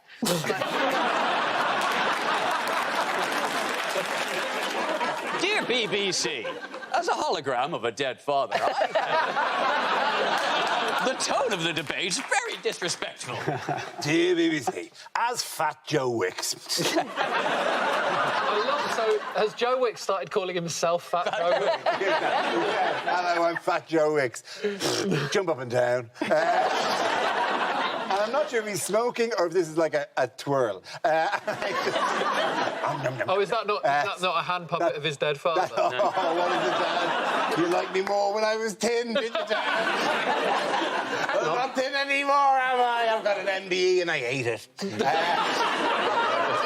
You don't know me. You're just a hand. There's not even a glove there. I'm just picking up a message from Ed Burns' wank sock. Tell him I miss him. Yes, I'm happy to move on. I'm very happy to move on. I felt it peaked at Fat Joe Wicks, and then we got to the wank sock. I didn't. That wasn't my choice. I can't move on. I missed that sock up. Speaking of wank socks, in other news, how is Nigel Farage?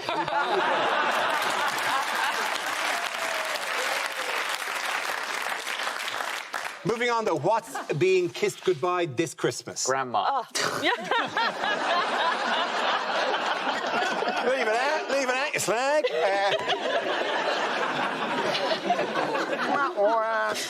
OK. You all right, Dara? Nope. I'm having a bit of a Cockney moment. Oh, You see, it's all right when he does this, but when I start going fiddle-diddle-diddy, he hates it. You're a racist. Do they know the correct answer is? Yeah, clearly we do. We're just mucking about. You are. Master Luke, I'm afraid the ship's crew have refused to go any further until they've had smashed avocado on toast. I knew we shouldn't have tried to get home in the Millennial Falcon.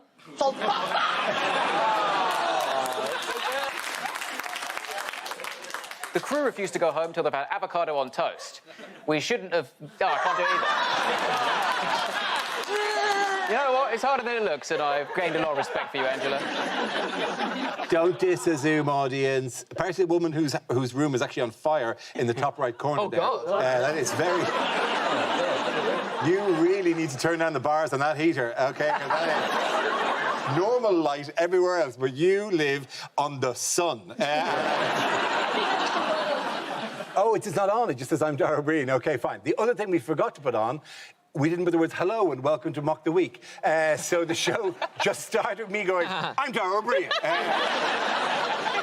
Which is a fairly urgent beginning to a television programme. You don't even know what you're watching yet. I'm Dara Breen. That's the most important thing.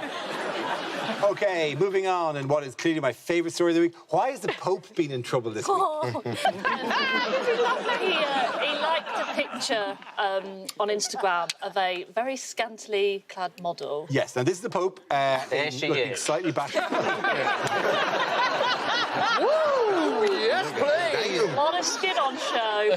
His Instagram account was called liking a picture of Brazilian bikini model Natalia Garabotto. Now, obviously, there's a million different reasons that could happen. I mean, having not seen the picture, you'd probably presume, sure, listen, this could be anyone. And the off chance it was just like a lovely image that somehow indicated the beauty of God's creation. That may be what he was trying. That somehow there would be a scriptural element to this. That if you said, "Oh, that's a lovely image," that you could possibly put John 3:16 over this or something. If you haven't seen the picture, this is the picture the Pope liked. Wow.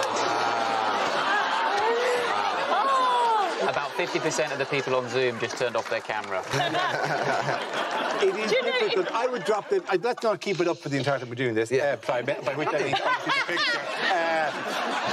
But it is... it's very difficult to spin that in a kind of... Well, I think you'll find it promotes reading amongst the youth. Yeah. Genuinely, though, when I was raised Catholic, and I quite like the Pope. Like, he's done a lot to sort of modernise his role as Pope Francis. And when I heard he'd like to model's Instagram photo, I was like, oh, brilliant, he's working with some Instagram influencers. And then I heard it was a lingerie model, and I was like, OK.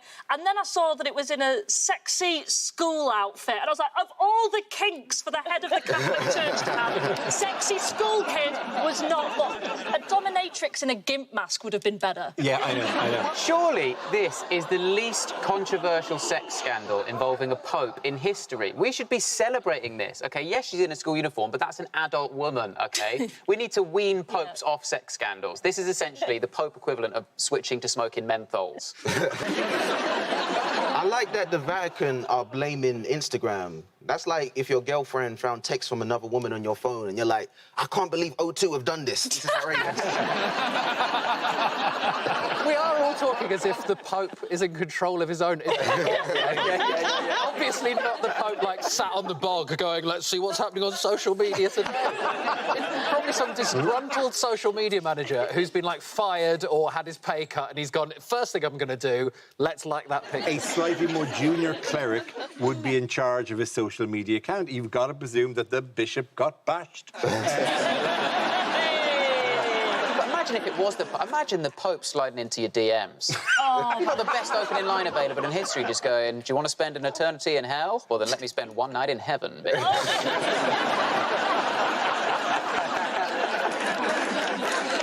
OK, the next topic is unlikely lines from kids' films and TV shows.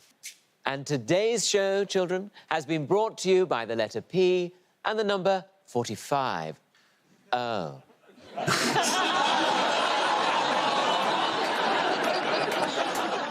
1, 2, 3, 4. Gosh, Mr. Tumble, you do have a low sperm count.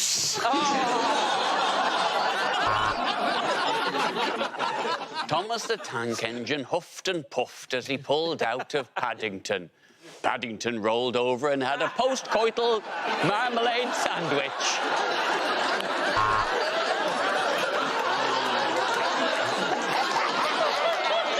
Mash up! Mash up!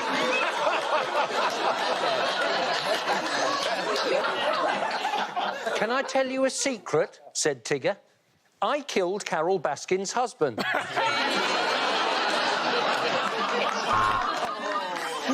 Peppa Pig. Great with rice.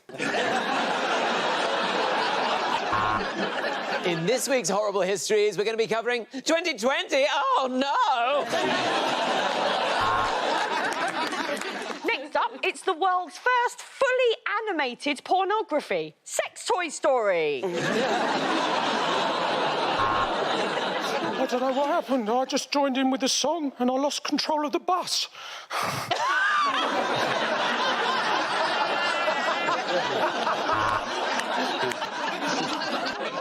Mummy Bear said, somebody's been sleeping in my bed. And Daddy Bear said, well, you don't have to rub it in, you whore.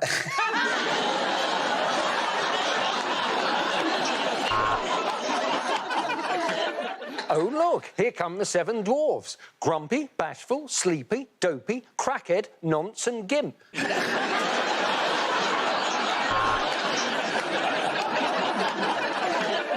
On this week's Angelina Ballerina, we'll be finding out if Angelina can get a job in cyber.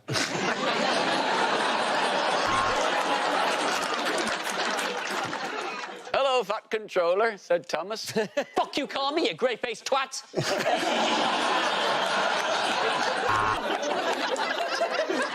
I really love you, Peter Rabbit. Oh, wait, sorry, no, Rampant. Rampant Rabbit. Well, we've told him it's a giant peach, but the truth is, James is just very, very small.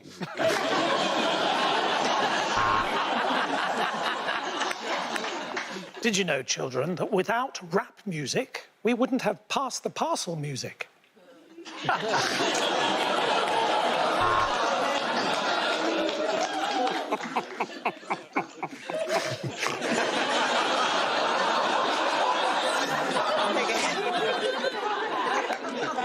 And who's this in the night garden? Oh, it's just some drunk bloke with his ninky nonk out.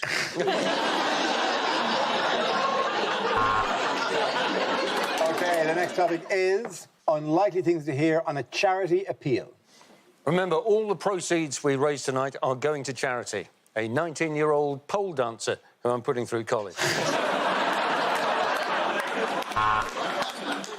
This is an urgent appeal for your money. That's right. I'm mugging you.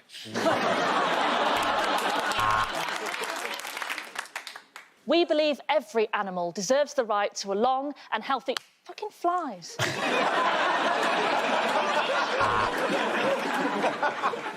Banjo is a stray dog. For 2 years now, we haven't been able to find him a home. Well, can you blame people? Look at him. He's like a rat on stilts. Today we are raising money for celebrity coke addicts. Welcome to White Nose Day.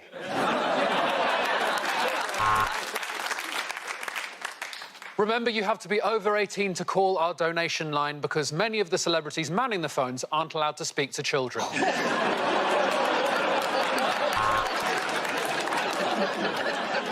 Please, for the children. What's going out on ITV2? Oh, what's the fucking point? The Egomaniac Society. Because without us, you are nothing.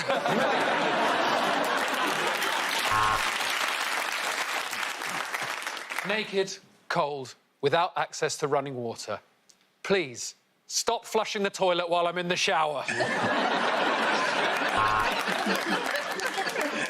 Can you help me find a cure for my sex addiction? I tried fucking everything.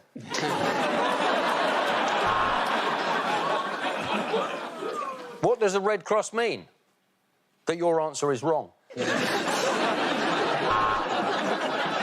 Hello, welcome back to Children in Need. I'm Gary Barlow, and if people like me just paid their tax, we wouldn't need a telethon in the first place.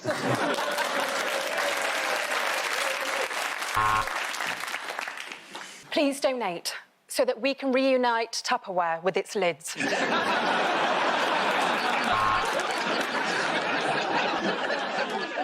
Homes destroyed, lives ruined, a trail of destruction.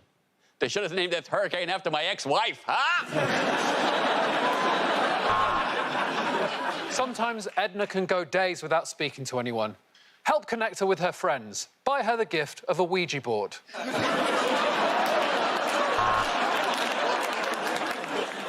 Pudsey, can you pop the eye patch on? Your eye socket's upsetting the children. It's just so unfair. Dominic has to travel over 250 miles just to test his eyesight.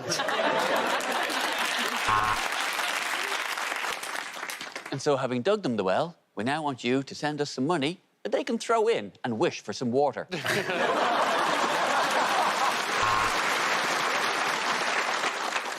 Come on, Dara, you're a scientist. Tell me this, tell me this. First, I'm not, but go on. Coronavirus? Yeah. Is it a thing?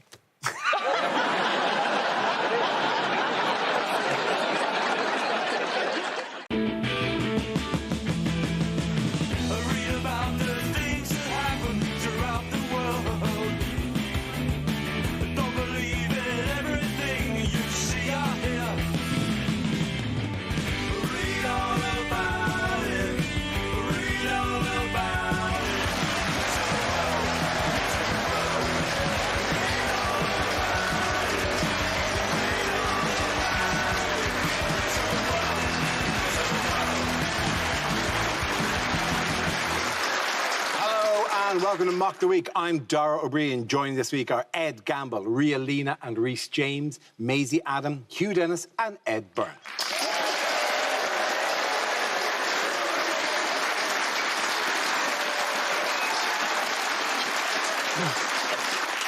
We start with a round called If This Is the Answer, What is the Question? On the board are 6 categories. Ria, which category would you like? May I have home news, please? Home news, OK. The answer is pubs, chemists and car parks. What is the question? Ooh, is it where I got pregnant with my 3 kids? Is this the top 3 holiday destinations of 2020? Yeah. Is it, what is the smackhead equivalent of location, location, location?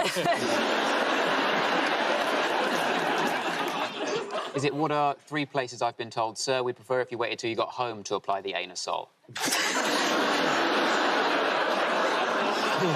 Is it just name 3 places that have tighter security than the Washington Capitol?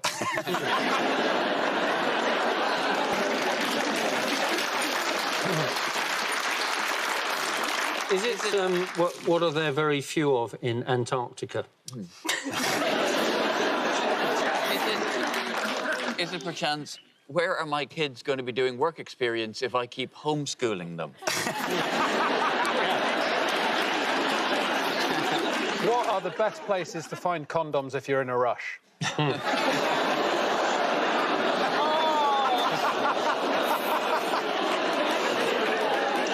Is it the title of George Michael's biography? Oh, how dare you! Is it too soon? Sorry. Too soon. Is it where do you go on a Shane McGowan walking tour? Is it, in the next reshuffle, what will Matt Hancock be the minister of? So, and you have the correct answer? What are the best places for a good old cry?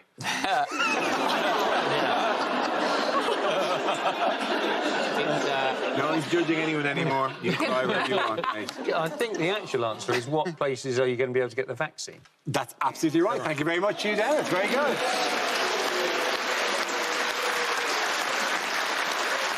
Yes, the question I was looking for was, what are some of the places that have been suggested as COVID vaccination sites? This is the news that as the UK ramps up its rate of COVID vaccinations, that's so-called vaccination super hubs, many businesses have also offered up their venues as vaccination sites. So how do you feel about being vaccinated at Heaven nightclub, maybe? Personally, I'm going to Wetherspoons for my vaccinations because you can get a picture of vaccine for $7.99. Also, in a pub, the advantage of going in a pub is you get the second vaccination much, much quicker. You just, after 10 minutes, you just go, same again, please. The problem with doing it in a British pub is there's going to be a situation where a nurse is going to drop a tray full of them and everyone go, hey! Would it only be the COVID jab? Surely just while you're there. You just like, give us a COVID jab and maybe a meningitis chaser. Yeah. Can you imagine what happened last night? I have no idea, but now I'm immune to polio. I do think that there's going to be some positives to places like Boots handing them out, though. Like, for one, Hugh will finally have his dream come true of having a life-saving jab delivered to him with the words... Cashier number 1. I think out of all the supermarkets, because the vaccines have got to be stored at quite low temperatures, Iceland must be feeling pretty smug right now. You can get a vaccine ring for £5. I have some suggestions for better places that they could administer this vaccine. OK, first up, Thorpe Park is currently empty. Right? It's massive, so you can use it. It's outdoors. And you can kickstart the economy, because after you get your jab, we could all buy a picture of ourselves getting the jab on a mouse mat. It's perfect. So any of these places like that have water slides, for example, presumably if the doctor was nimble enough, you could just put people onto those and just get people as they're going past. But just be careful it doesn't miss and pop you the ring that you're going around in. Just people zooming off.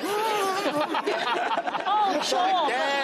Another idea for people to get to volunteer to administer the vaccine? Junkies. I mean, if you want someone who can find a vein like that, and a junkie who's really, you know, jonesing, like, you do these 20 people and then you can have your heroin. I don't know much about junkies. They don't tend to share with others very well. They're probably just sitting here, here's more for me. Which special group of people will be helping deliver the COVID vaccination programme? Is it the military? It is the military. If you look really carefully on the right-hand side of the photograph, there's an army guy there, but he's really well camouflaged. Are they going to be wearing camouflage when they do it? Are you just going to see a floating needle come towards your arm? Now that he's started like joining in on the briefings are starting to look like an old episode of Blind Date. Like you've sort of got Jonathan Van Tam as the sort of intelligent, quiet one, and then you've got Boris as the goofy one with a job in the city. Then you've got a man in uniform at the end. When they get a person from the public to ask a question, I just want them to go, "Number 3, if you were a fruit, what would you be and why?" It's great, isn't it? Is that guy at the lectern actually a member of military personnel, or is he a Trump supporter who invaded 10 Downing Street by mistake? It is fun that it's old people who are getting it first, though, because that means they're going to be the ones who are allowed out first. And that means it's going to be the first time ever that an economy has collapsed and then bounced back soup first. Would you get a vaccine in the middle of the night? Would you do? Absolutely, but they're saying that they won't do it. They're not going to introduce the whole thing of 24-hour vaccinations because apparently, quote, there hasn't been a clamour. Clamour for first, them. yes. Do we have to start a clamour now? Is it a democracy by clamour? Is that how we're doing it? Because this is news to people like me who thought that a clamour was someone who caught clams. That's what they mean. They just want one clamour to speak up on Twitter. They go, I catch clams and I'd love a late night vaccine. Could do some gnarly fishermen, like in those kind of trousers that come up to here, going, it's not a bad idea. Clamour says go. I'd get an EasyJet flight at 3 a.m. to save £11.50. I'll have to get back to you. OK, what's going on here? I don't know, but certainly someone's put up the mat signal. Is he running inside to tell everyone he just got a lift from Elton John? It looks like he wasn't expecting cameras, and then he's just been like, "Oh, quick! I'm the health secretary. Look healthy. Got to get them steps in." Is he running late for another How to Cry Like a Human class? Is that empty folder all the scientific advice he's been following? Seems quite likely to me he is simply going, need a poo, need a poo. We all assume that he's running forward. Are we not sure he might just be slowly backing away from the situation? Probably what's happened is a policeman has just shouted at him, "What are you doing outside?" Is he running away from that massive Marge Simpson coming around the corner? I tell you what, he hasn't seen a bush that big since Teresa's hot tub party. It's the fastest the government have moved during the pandemic.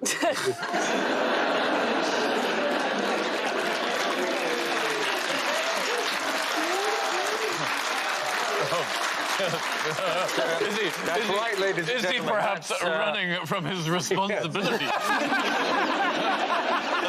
What's going on there? Very droll, Edmund, very droll. I would say he's not running the country very well. That's what he's not doing. I'll tell you what he's not doing. He hasn't got a leg to stand on. Oh, this is just... Why do I now get more work on Radio 4? Because I'm doing all of it. Yes, this is Health Secretary Matt Hancock. What embarrassing mistake did Matt Hancock make this week? Oh, did he damage his brand by doing something right? He went to a surgery in Bloomsbury to celebrate the arrival of the AstraZeneca vaccine. Which sounds like a great plan. What was the only flaw in the plan? They didn't have any AstraZeneca vaccine. And did they say we were waiting for hundreds of tiny pricks and only one turned up?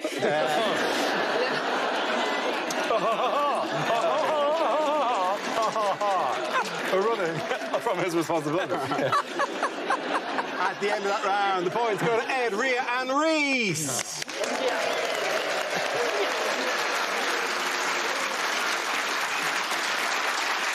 Now we play a round called Mad Vax Beyond Thunderdome. This game involves Maisie and Rhea. So, if you could make your way to the performance area, please. This round is a stand-up challenge. I launch a wheel of news, and wherever it chooses to stop, one of our performers must step forward and talk about that subject. OK, here we go. Our first topic, please. And the first topic is race. Who wants to come in that? Yeah, all right, I'll do that. None of those shades are me. Look at that. As an Asian woman, I never look my age. That's because we don't age the way other races age. You know how they say black don't crack? Well, yellow don't mellow.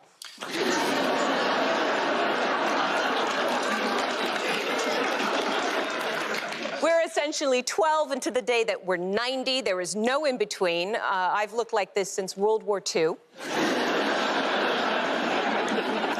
Think about it. You have never seen a middle-aged Asian woman. We're either sweet little sex kittens or wise old women. A lovely little geisha girl. Or something from the ring.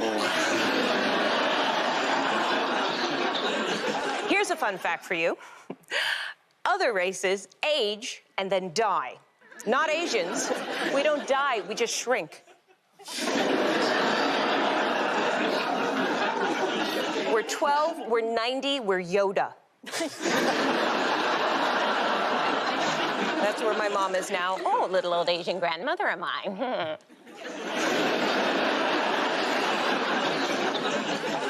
As I've mentioned, I have 3 kids. The 2 boys came out looking like me, right? They had dark hair, they had dark eyes. I knew they were mine. How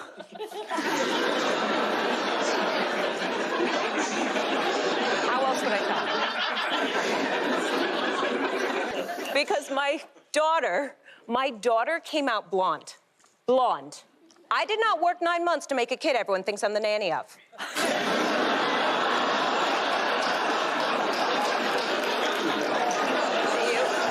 Thank you very much, Rhea. OK, that leaves it with Maisie. Let's see what your topic is. Let's spin the wheel. Topic is the North. That is me on my first day of school.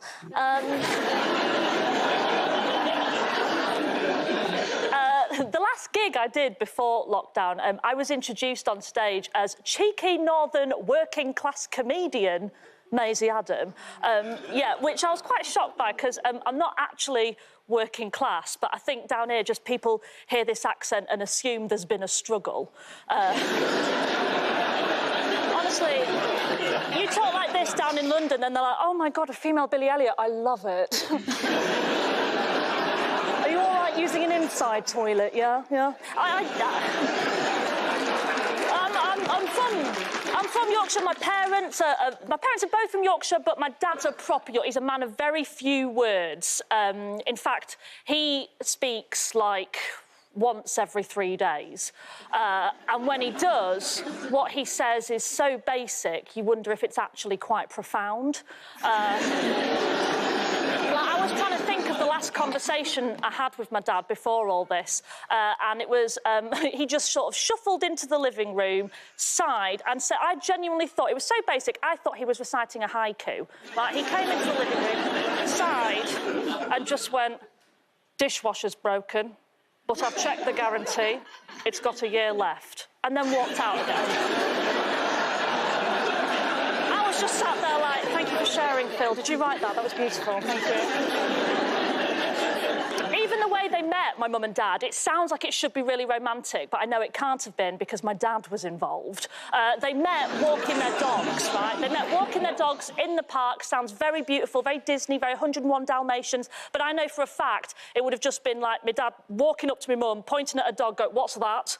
And her going, it's a Cocker Spaniel. Why? And he'd be going, lovely, what are you doing on 1st of August? Shall we get married? That's it. Thank you very much.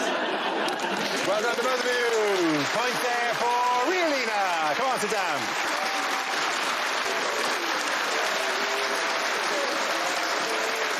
Our next round is called Picture of the Week. I show the panel a topical image and ask them to tell me what is happening. So, what is going on here? We've all been there. You're out for a stag do, everybody's up for a party, and the groom wants to go to a museum. Is this the one kid who takes it too far on non-uniform day? Is this the annual meeting of guys who own lizards?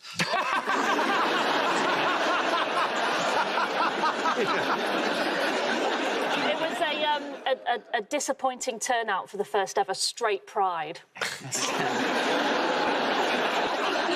Is this a sneak peek at the next season of Queer Eye? Is this a visual representation of the replies to any woman's tweet? Yes, yes. The bloke on the right-hand side is going, look, this is where the tour begins, but if you get lost, just look for the flag. It's good that the guy in the middle's wearing gloves so he doesn't leave any fingerprints. He wouldn't want anyone knowing that he was there. The thing is, some of them might have been able to get away with it, were enough with the fact that wearing a mask is seen as a sign of weakness amongst that lot. Is that bloke on the edge of the picture on the right? Is that the dad that's driving them there and back? I just love the idea that they might all be just thinking to themselves, now they'll take us seriously.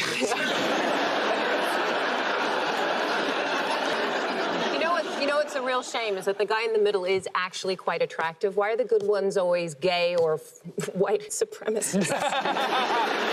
That old phrase. Yes. Well, he's not working, is he? He's a failed actor, isn't he? This is what happens when you stop supporting the arts. This is the Virgin of the Year award. And I am just out of shot. Do you want the correct answer? Yes, we have the correct answer. This is Matt Hancock. And what is he doing? What is he doing? Oh! You're right. This is a load of Trump supporters storming the Capitol building in Washington. Absolutely right. Did you watch it? Yeah. Did you watch it? It's a bit of an overreaction. Everybody's raging it because a bunch of white supremacists and conspiracy theorists occupied the Senate floor for like 2 hours, as if a bunch of white supremacists and conspiracy theorists haven't occupied the White House for the last 4 years.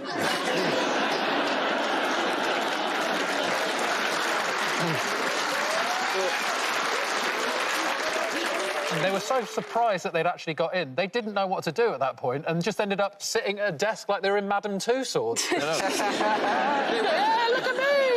Oh, I'm Nancy Pelosi. Happy tap, tap, tap. Look at me making laws. This bloke that says that he didn't mean to be in there. He's been quoted as saying, I didn't mean to be in there. Hell, I was looking for the bathroom. Someone shoved me, right?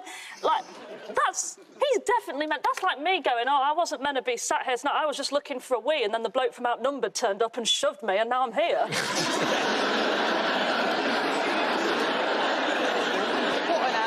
What an advert this is for any other country who wants to, like, get information from America or invade America or do something. All you needed, by the looks of it, to access that building was a hat.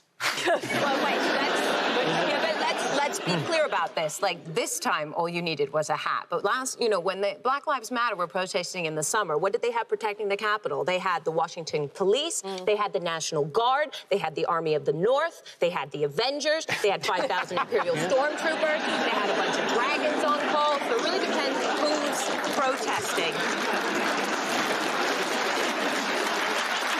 Yeah, there was talk that somebody had defecated in one of the offices, which is obviously a terrible thing. Although it does, I know, shocking sounds from the Zoom crowd are unhappy about that, right?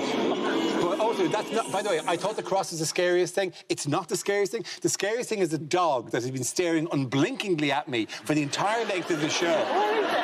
In the opposite corner to the cross, right? Oh, yeah. And it actually, I realise it's probably a picture of a dog. But the dog has not changed position once over the... Oh, my God! The cushion. Beautiful. She had the dog turned into a cushion. Oh, she looks like she's got ears. Right, let's clean this later. How are you all enjoying lockdown 3? There was a DPD guy who came to my house in the first lockdown, and when I opened the door, he was like, I think I've seen you on Mock the Week. And I was like, yeah, that's me. And now he comes so often, I'm the one excited to see him. He could not care less. I'm like, it's me from Mock the Week. He's like, yeah, Rashid! At some point, somebody will deliver something and then it'll be the high point of the day. And that's how it's... Ding dong, I got some laces delivered, like shoelaces delivered last week. And I was checking their progress on one of the apps and going, oh, they'll be here soon. And then Put yourself in the mirror before they ring the doorbell. You only get one chance at a first impression. It's like you're waiting for your prom date to pick you up. Like the guy's going to arrive with a corsage. That'd be amazing if you bought a corsage online and he had to deliver the corsage. You're like, from me? Like a faded... I'm like a faded Southern beauty. I just get young men to deliver me. Oh, you're too kind to deliver me his flowers. And me only a faded beauty in the autumn of my years. Southern Belle character. That's my Southern Belle character. I don't do my Southern Belle character. You get to the point where all the deliveries come through to the drivers and they're like, I'm not going there again. Yeah. He wears a long white dress and he goes, good day, Mr. Amazon. I have many suitors. I had a Deliveroo here this morning. May I treat you to a refreshing glass of lemonade? The lemonade is being delivered at... Well, sir! Why don't we check the app together? Good day, sir. Good day to you. See, I've been perfecting just having my dressing gown just open strategically as I open the door. Just to give those delivery men just a little bit of a thrill. Shoot yourself, darling. I've had to spend, because of comedy not really happening, I've had to spend lockdown working as a delivery driver. It's been harrowing. The guy... You love it. At the end of that round, the points go to Ed, Hugh and Maisie. Now we've come to scenes we'd like to see. So if everyone can make their way over to the performance area, I'll read out this week's topics and then we'll see what our panelists can come up with. OK, here we go. The first subject is unlikely lines from a fantasy film or TV show. Oh, Master Frodo, I've got a ring you can destroy.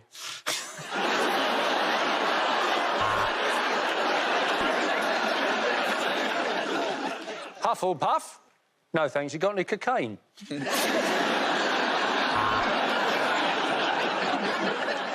You shall not pass! Oh, you're Trump supporters. Oh, yeah, sure. No, the Senate chamber is just in there.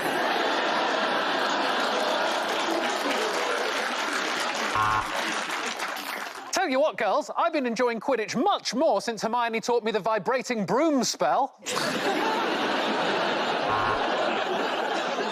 He may only drink blood, but he eats everything. He is Vampire the Buffet Slayer.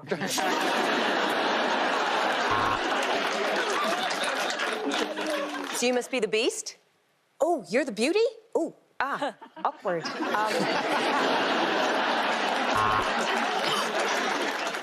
Unfortunately, sir, your dragon has failed its emissions test. May I interest you in an electric eel?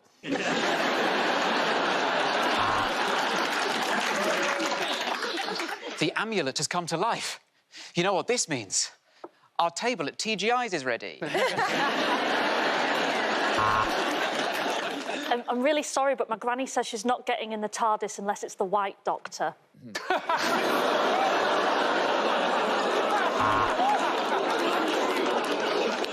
I am the greatest magician in all the 7 kingdoms. Was this your card?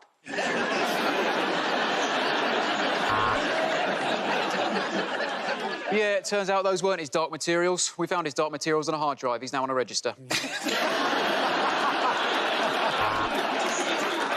I'm the King of the North! Actually, Andy, it's just Mayor of Greater Manchester.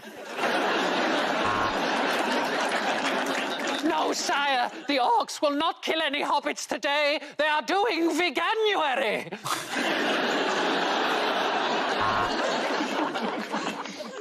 The red pill represents your desire to know the truth. The blue pill will have you rock hard for hours.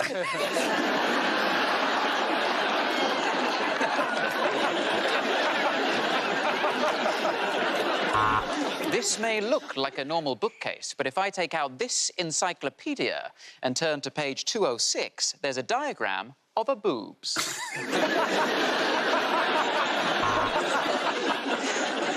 You're a wizard, Harry. No shit, Ginger Nuts. What gave it away? The wand or the fucking school we go to?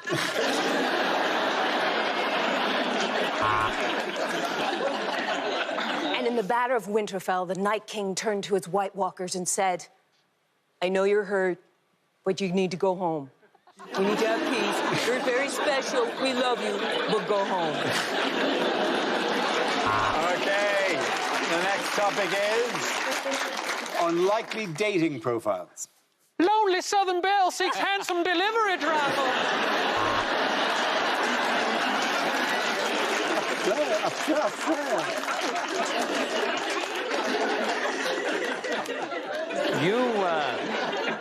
You may recognize me from Mock the Week.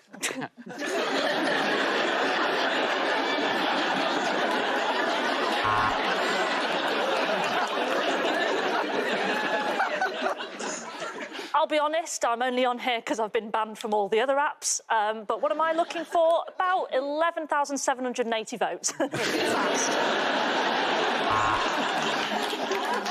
I'm at Chris Whitty 69, and I'm here to announce a cockdown in Tier 4.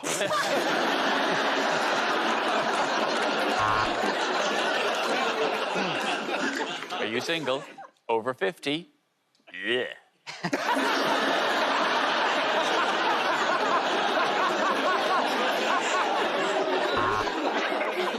46-year-old master of reverse psychology seeks no one. I'm fine on my own.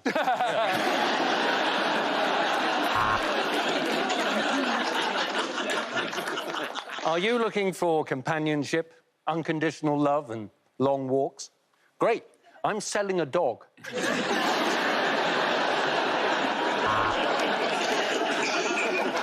I want to be your Ford Cortina, because no one's been in me since the 1980s. Lonely drummer seeks the one, the two, the 1, 2, 3, 4. They say nothing worth having comes easily. Well, then how do you explain my dick?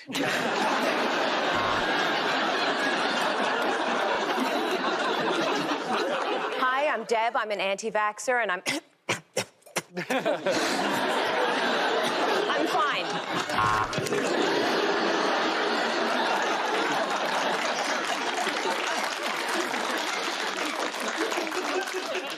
It's very simple.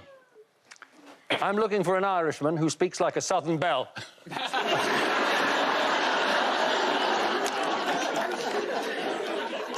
I'm a bit of a pocket rocket. 11 men have died in me.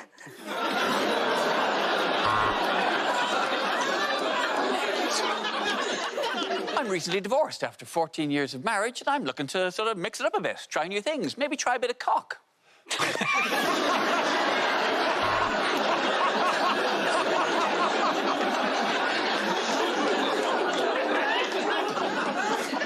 Sick of seeing your family? Date me, Meghan Markle.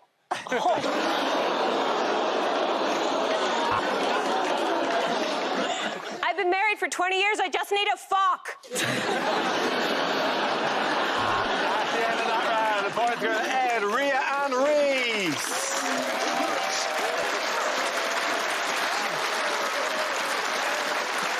That's the end of the show. This week's winners are Ed Byrne, Hugh Dennis and Maisie Adam. Commiserations to Reese James, Rhea Lena and Ed Gamble. Thanks for watching. I'm Dara Breen. Good night. This is a story all about Will's outfits, Uncle Phil's temper, and of course, Carlton's dancing. Revisit The Fresh Prince now on iPlayer. Next here on 2, Dara O'Brien is playing host again, live at the Apollo.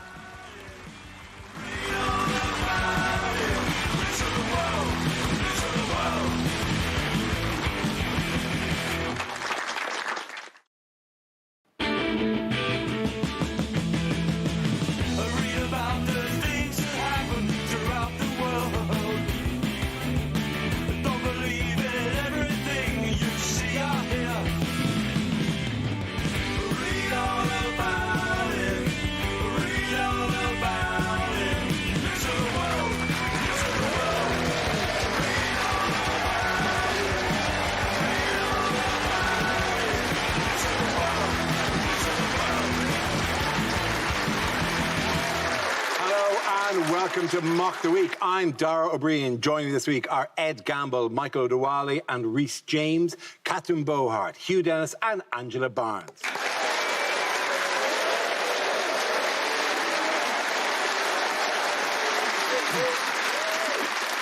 We start tonight with a round called If This Is the Answer, What Is the Question? On the board are 6 categories. Catherine, which category would you like?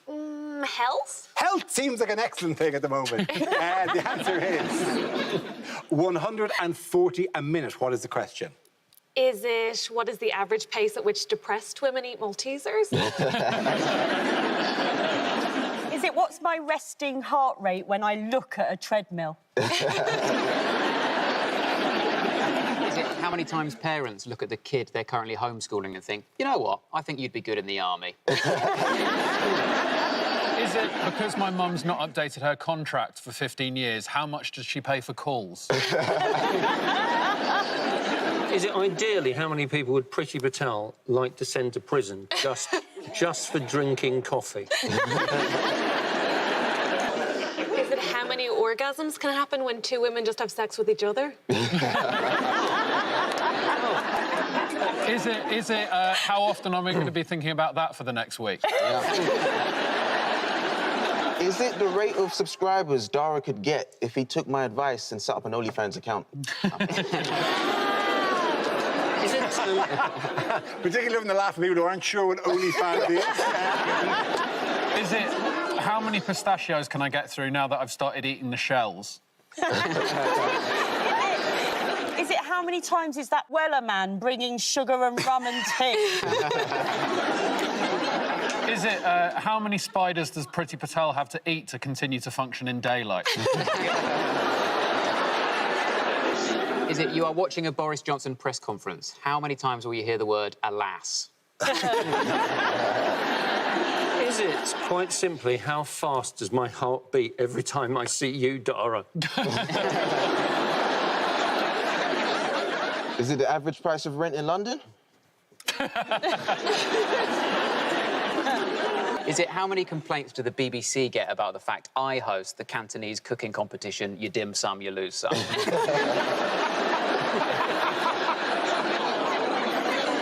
Can we have the correct answer, please? The actual answer is how many people are currently being vaccinated against COVID in England? Yes, absolutely right. Thank you very much, Hugh. Very good.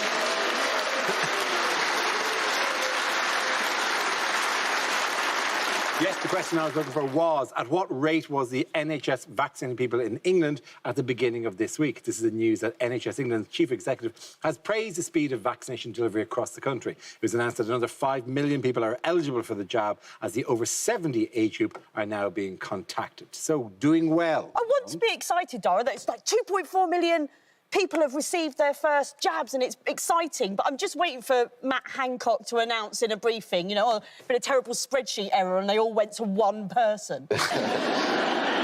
It's the healthiest nan in the world. Just one massive arm, a giant arm, and a tiny old woman face behind going, is this totally necessary? The speed of it actually puts me off a bit. I don't want someone rushing through my vaccine. It's the medical equivalent of a Rustler's burger. It's always got to be in a minute, hasn't it? Even though it's 200,000 a day, right? We're only impressed if we imagine... Because everyone thinks they can achieve a lot in a day. So they think 200,000, that's nothing, right? But if you say in a minute, you're like 140, and then we all imagine one nurse just, like, rushing through it like she's in a level of the Crystal Maze, trying not to get locked in. I worked out there are 23 million people ahead of me now. Oh, my God, I've never thought of it like that. Because if I imagine that, like, whatever, because you are, let's say... Older, age. But in this imaginary line, can I wave to you from 12 million people back? And 12 million back? That's a bit ambitious. I don't know what the age is. OK, all right, I got it. That's harsh. Is it just going to be you... back of a fag packet unit here, right? You stood at the back of the queue with, like, a backwards cap and all the kids. Hey, guys, we've been waiting ages, haven't we? Hey, fellow young people. It's going to take ages. Me and Ed, I'm going to have to go on Ed's shoulders. We're going to have to wear a really long coat. Not me, mate. Group 6. What do you mean? What's Group 6? Group 6. I'm an adult with an underlying condition, so I get it before. Oh, Reese is Group 4 because he's the ghost of a girl. Can we just go back to Reese? Because I think we need to break something to him gently. No, because you just said you'll have to, you know, do the thing where you get on Ed's shoulders. But you do know that as you get older, you don't get taller. I'm sorry, We're two 30-year-olds. We go on our back. We'll be as old as a 60-year-old. Yeah, we're going to have to draw pubes on. And even if you did go on Ed's shoulders, only one of you would be vaccinated. The others.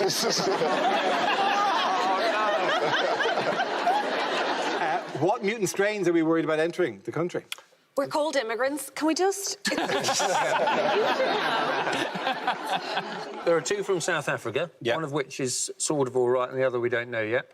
There's a Brazilian one. Oh, no, I've caught the Brazilian one. What's the first symptom? Well, it's just like a jet pad. There's a Brazilian one, and there's one which we originated here, which we should be pretty proud of. It's the Kent one. In the range of nations, like whatever, Brazil, South Africa, Kent, as places that have fostered a new strain of... As a Kent person, born and bred, it is nice to see my home county on the news for something other than racist pricks shouting at the sea in Dover. They're hardly going to change the sign from the Garden of England, are they? Home of the variant. Bracket, 70% more infectious. Twinned with Sao Paulo and Durban. I'm still stuck on that. Angela said that they're shouting racism at the sea. Like, those black eels. Oh. Rather the sea than me. I'd rather the sea than me. I'll take that. OK, in what was the most shocking news of the week, what food product tested positive for COVID in China this week? It was ice cream. It was ice cream? And I, for one, think these Ben & Jerry flavours are getting out of control. You know what I mean? Yeah, it was. They're going, oh, why do we do the bat flavour? This is a ridiculous flavour. No one needs this. It's Ben and Jerry's Pangolin Schmangolin. Made with real pangolin. I think this is a conspiracy by the vegetable lobby to try and get people more on board. This is big broccoli. This is what. Is that a choice in your life? Is that how it goes? It's ice cream or broccoli? I'll let you know. I was being, and this is going to carry on throughout the evening. I was being a little bit silly. It ruins everything. COVID just ruins everything fun, doesn't it? Like, you can't have a night out, you can't have Christmas, now you can't have ice cream. Next, they'll be telling us that you get COVID from ejaculating and winning the lottery. Which I famously do in that order. Yeah. Your hobbies, your 2 hobbies you do every day? Yeah, wake up. Oh, my God! Oh, my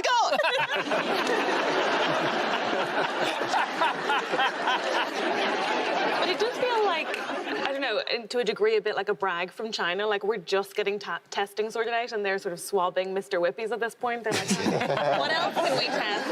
Broccoli, I don't know. There is an element of this is the WHO are over there, and they're not being let near a lot of test sites, apparently. So they're reduced to just, no, I'll just test this then. We're like, no, get the swab. Oh, God. But it is serious, because if it breaks out, it could infect hundreds and thousands. Oh. Yeah.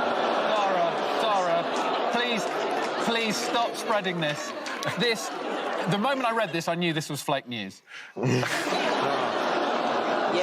As soon as I read it, I creamed myself. What we do? It would make a great episode of Greg Wallace in the factory, though. I love that programme. I love that programme. Everyone loved that programme. Greg got really excited, big bulging eyes, Greg's bulging eyes, going, where do you put the COVID in? You're telling me there are 300,000 ice creams go through this factory every hour? That is incredible!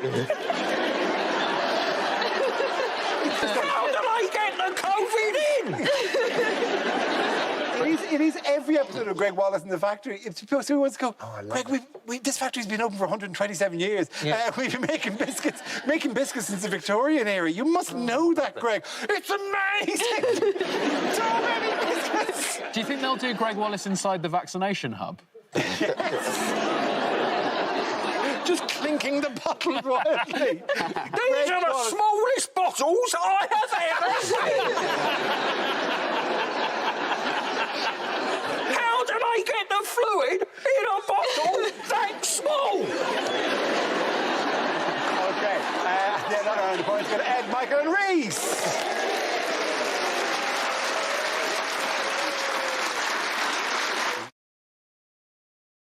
We play a round called Back, Sack and Vax. This game involves Catherine and Reese. So if you could make your way to the performance area, please. This round is a stand-up challenge. I launch the wheel of news, and wherever it chooses to stop, one of our performers will step forward and talk about that subject. Our first topic, please, is spin the wheel. And the first subject is relationships. Catherine. Okay. Hello, I am a lady who dates ladies, which is easy to tell you because I don't know you and my dad doesn't know how to use Zoom. Also, I will say, I don't know you, right? It's easy to tell people on television, don't know you. I find it much more terrifying to come out to people I do know or people I've had in my life for a really long time, which is why I find myself in a situation at 32 where I am still working up to coming out to my manicurist. That's a much bigger dilemma than it sounds, right? Because on the one hand, it's like, will she finally make my nails as short as I need them to be?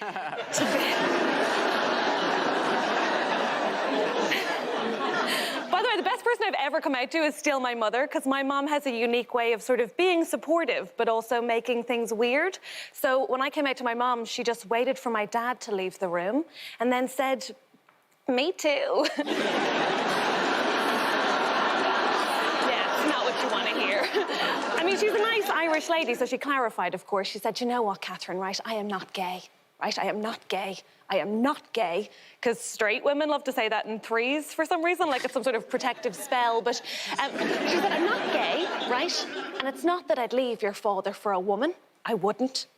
And it's not even that I'd want something bad to happen to him. I don't. It's just that were he to die, then I would be with a woman. Essentially what my mom said was, oh, if I was miserable, then maybe I'd live like you do. And to be fair, it's not that she's gay, right? It's just that she thinks lesbianism is just having the housework and sharing fleeces, and it is. It's just that I don't think she'd like the fingering. I've never been more aware of what I'm stood in front of. Listen.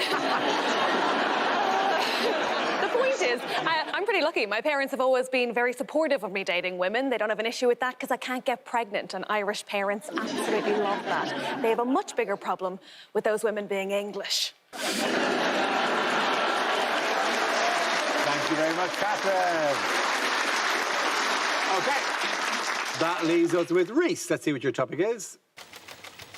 And the topic is school. Oh, I didn't want to go with a picture of fingers for that one, did you? At the start of last year, I was asked to speak at my school. I don't still go there. I was asked to return to my old school and give a speech to the Year 11s, right, to go back and inspire the Year 11s. And I said no, because there was no fee. But also because if you're going to be one of those pricks who goes back to your old school to be inspirational, you've got to be very famous, OK? You've got to be so recognisable. I've been on the show a lot. There's still people watching this going, oh, my God, how did Mock the Week manage to book the girl from Star Wars? You need to be very famous. You need to be able to walk through the playground and have all the kids go, oh, my God, look, it's David Beckham. You know, if I go back to my old school, I'm going to walk through the playground and they're going to go, oh, my God, look, it's a new boy.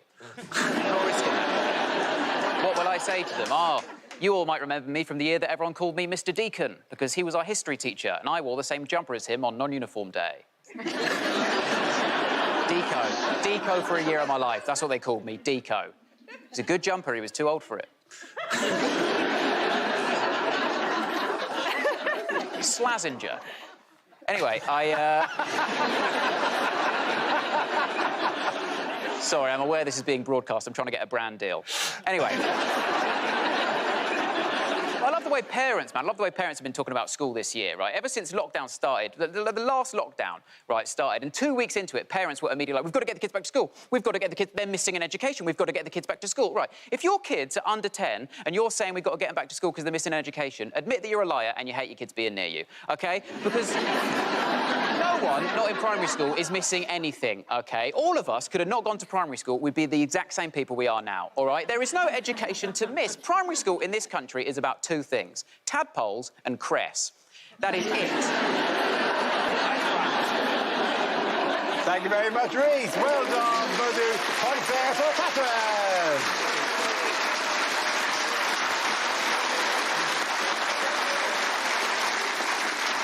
Our next round is called Picture of the Week. I show the panel a topical image and ask them to tell me what's happening. So, what's going on here?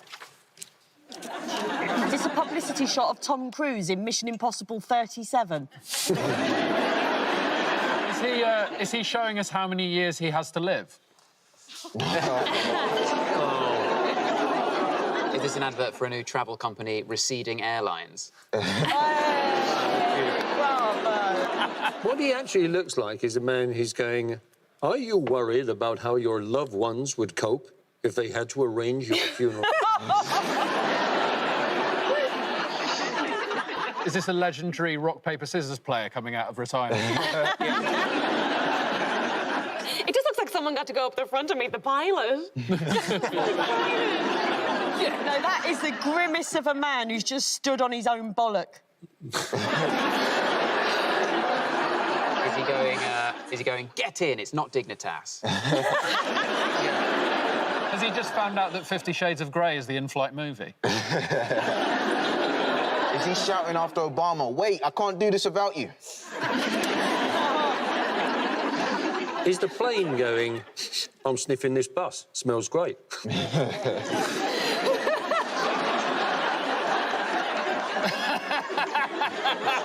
the floor lava? Is the floor lava? That would be great if he's playing a long game of that. Is this the sad reality of Biden mania? Does anyone have the correct answer? Is he taking part in The Masked Singer? Or is the plane sniffing a bus? I mean, it's definitely peaked with sniffing a bus. And also sniffing the bus's rear. Like, that's the way planes do it. Planes at airports, they're always pulling up the buses, giving it a bit of a smell, and then they're up on back, they're rotting away. And Dara, if anyone should know about the back of a bus, it would be you. No. Beautiful. The amount of times I've been on the road and seen a plane coming. Is it Joe Biden? Is it Joe Biden? Correct. It absolutely is. Thank you very, very much. Yeah. Brilliant. Yes, of course. There's a picture of US President Joe Biden. This week he was inaugurated as the country's 46th president against a backdrop of tension in the wake of the recent riots at the Capitol building.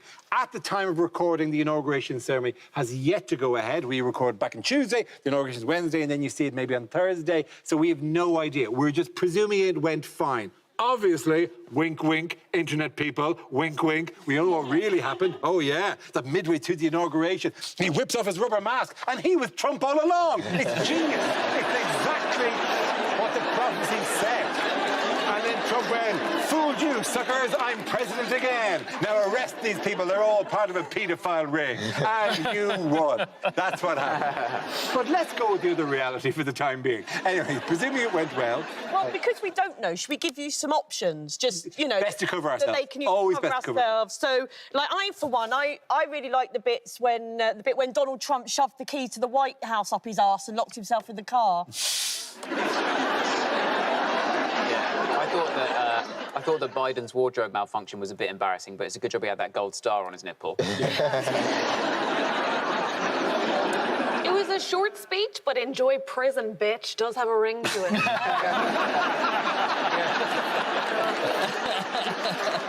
It was the bit where Biden tapped his pocket and, oh, what's this? Oh, 11,800 votes!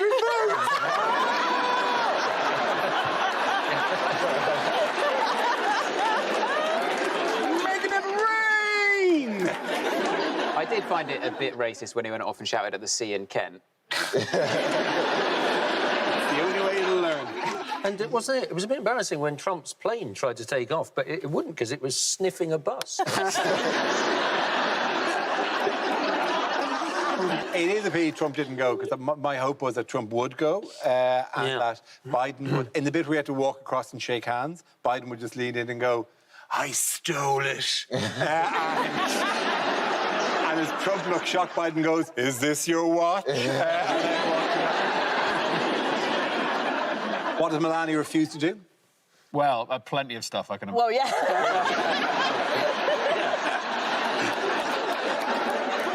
And now, I mean, no, because you're not even the president anymore. Well, they normally give a tour. They normally give a tour and they welcome in... First Lady welcomes in First Lady and they show them around the White House and they have a meeting. Is it like change every day in an Airbnb? Do they leave a kind of a basket of bread and milk? Yeah, and a nice, the Biden nice bottle of decide wine? if the security deposit is kept for the people who previously had it. Well, the Trumps have left a thing in the kitchen drawer saying, here's a list of attractions you might want to visit in Washington.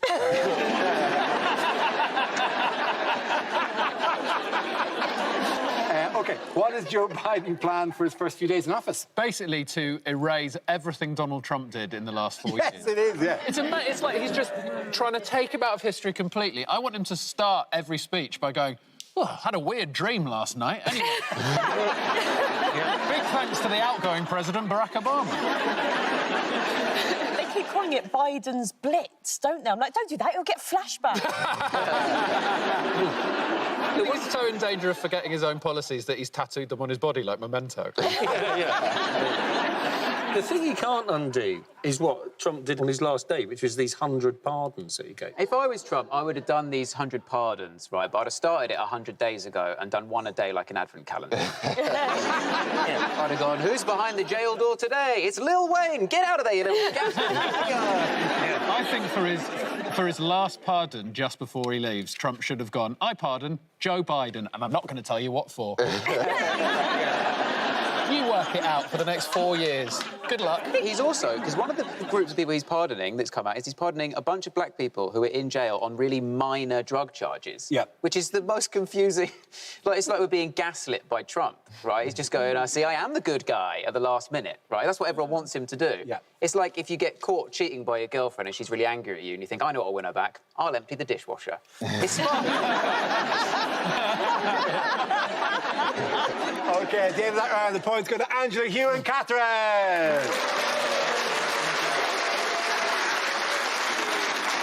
Now we come to scenes we'd like to see. So if everyone can make their way over to the performance area, I'll read out this week's topics and we'll see what our panelists can come up with. OK, here we go. The first subject is unlikely lines from a children's book. Jimmy the Jumbo Jet landed in the airport. Oh, that's a good bus.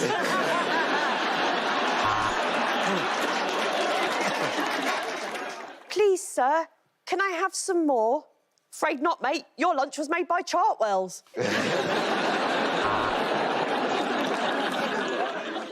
Meet Pablo Escobar, said Willy Wonka. He's making Charlie in the chocolate factory. You have your mother's eyes, said Snape, and your father's juicy ass. And suddenly, the police burst in and the 3 black bears were arrested on suspicion of kidnapping Goldilocks. You know, maybe I wouldn't have to keep running and hiding all the time if just once in a while someone would ask, how's Wally?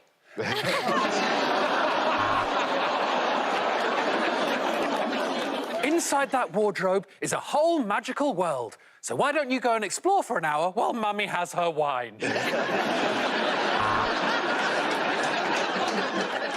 He huffed and he puffed, but however hard he tried, Boris couldn't form a coherent sentence.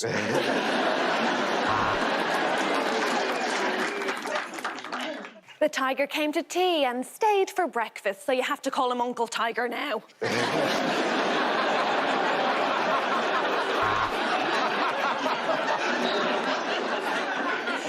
After Willy showed another group of children his chocolate factory, he pulled up his trousers and was put on a register.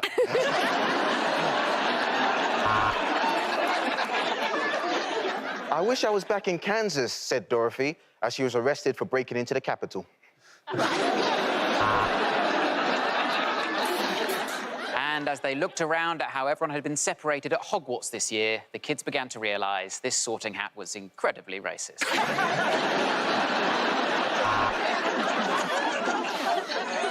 Where's Mr. Tickle? Said Mr. Nosy. He is at a sexual harassment tribunal, said Little Miss had enough of your bullshit. Harry Potter, Chapter 1, The Boy Who Lived as a boy, because he was born a boy, and that's how it's supposed to be. I won't be staying long. I'm a new kind of nanny, said Mary Pop-Up.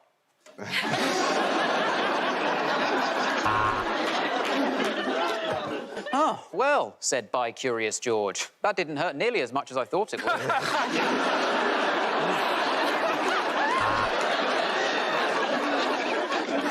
Hogwarts? Yes, I wish I'd never slept with that pig.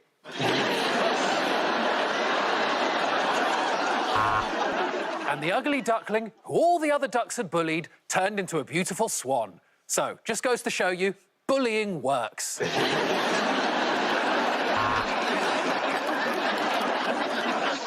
Mr. Greedy, Mr. Lazy, Mr. Uppity, Mr. Daydream, whatever you want to call him, he's not president anymore!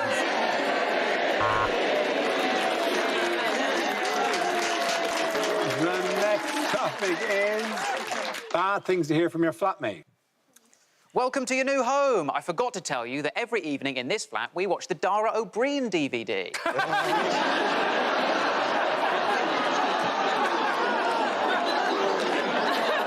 Firstly, the Dara O'Brien DVD?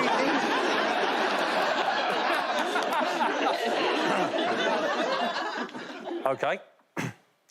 That wasn't Nutella.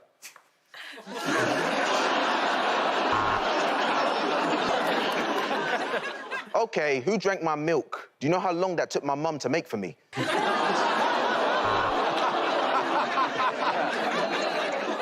see my moon cup when you emptied the dishwasher, did you? Ooh, what have we here? Ah, needs more salt. Anyway, I'll leave you to it. Enjoy your bath. God, I might just go and dig a big hole in the garden to get out the stress of my girlfriend's disappearance.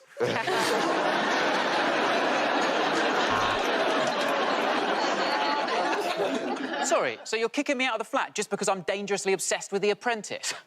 Well, thank you for the opportunity.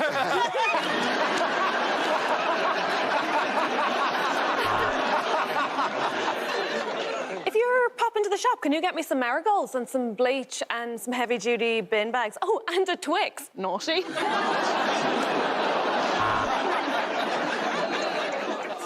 No, I'm not really into politics. It's all a bit boring, isn't it? My job? Oh, I'm the health secretary.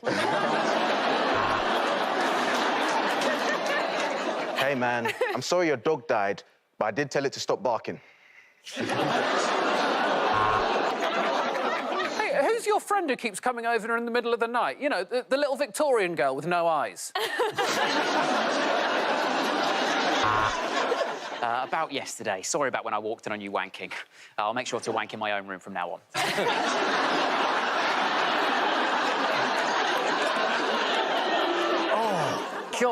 God, it is great to be back. I've been travelling. I've been to Brazil, South Africa and Kent.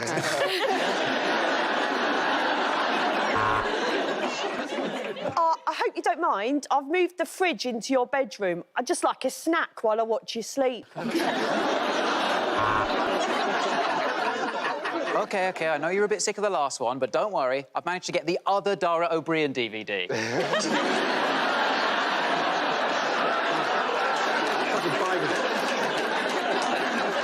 Well, if Jesus wanted me to pay the electric bill, Jesus would have given me some money. Oh, good, you're all settled in. Hey, if you watch a lot of porn, you might recognise our kitchen. At the end of that round, the points go to Ed, Michael and Reese.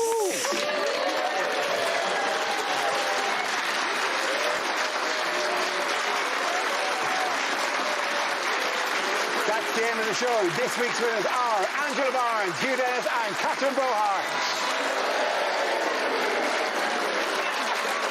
Commiserations to Reese James, Michael O'Dowally and Ed Gamble. Thanks for watching. I'm Dara O'Brien. Good night.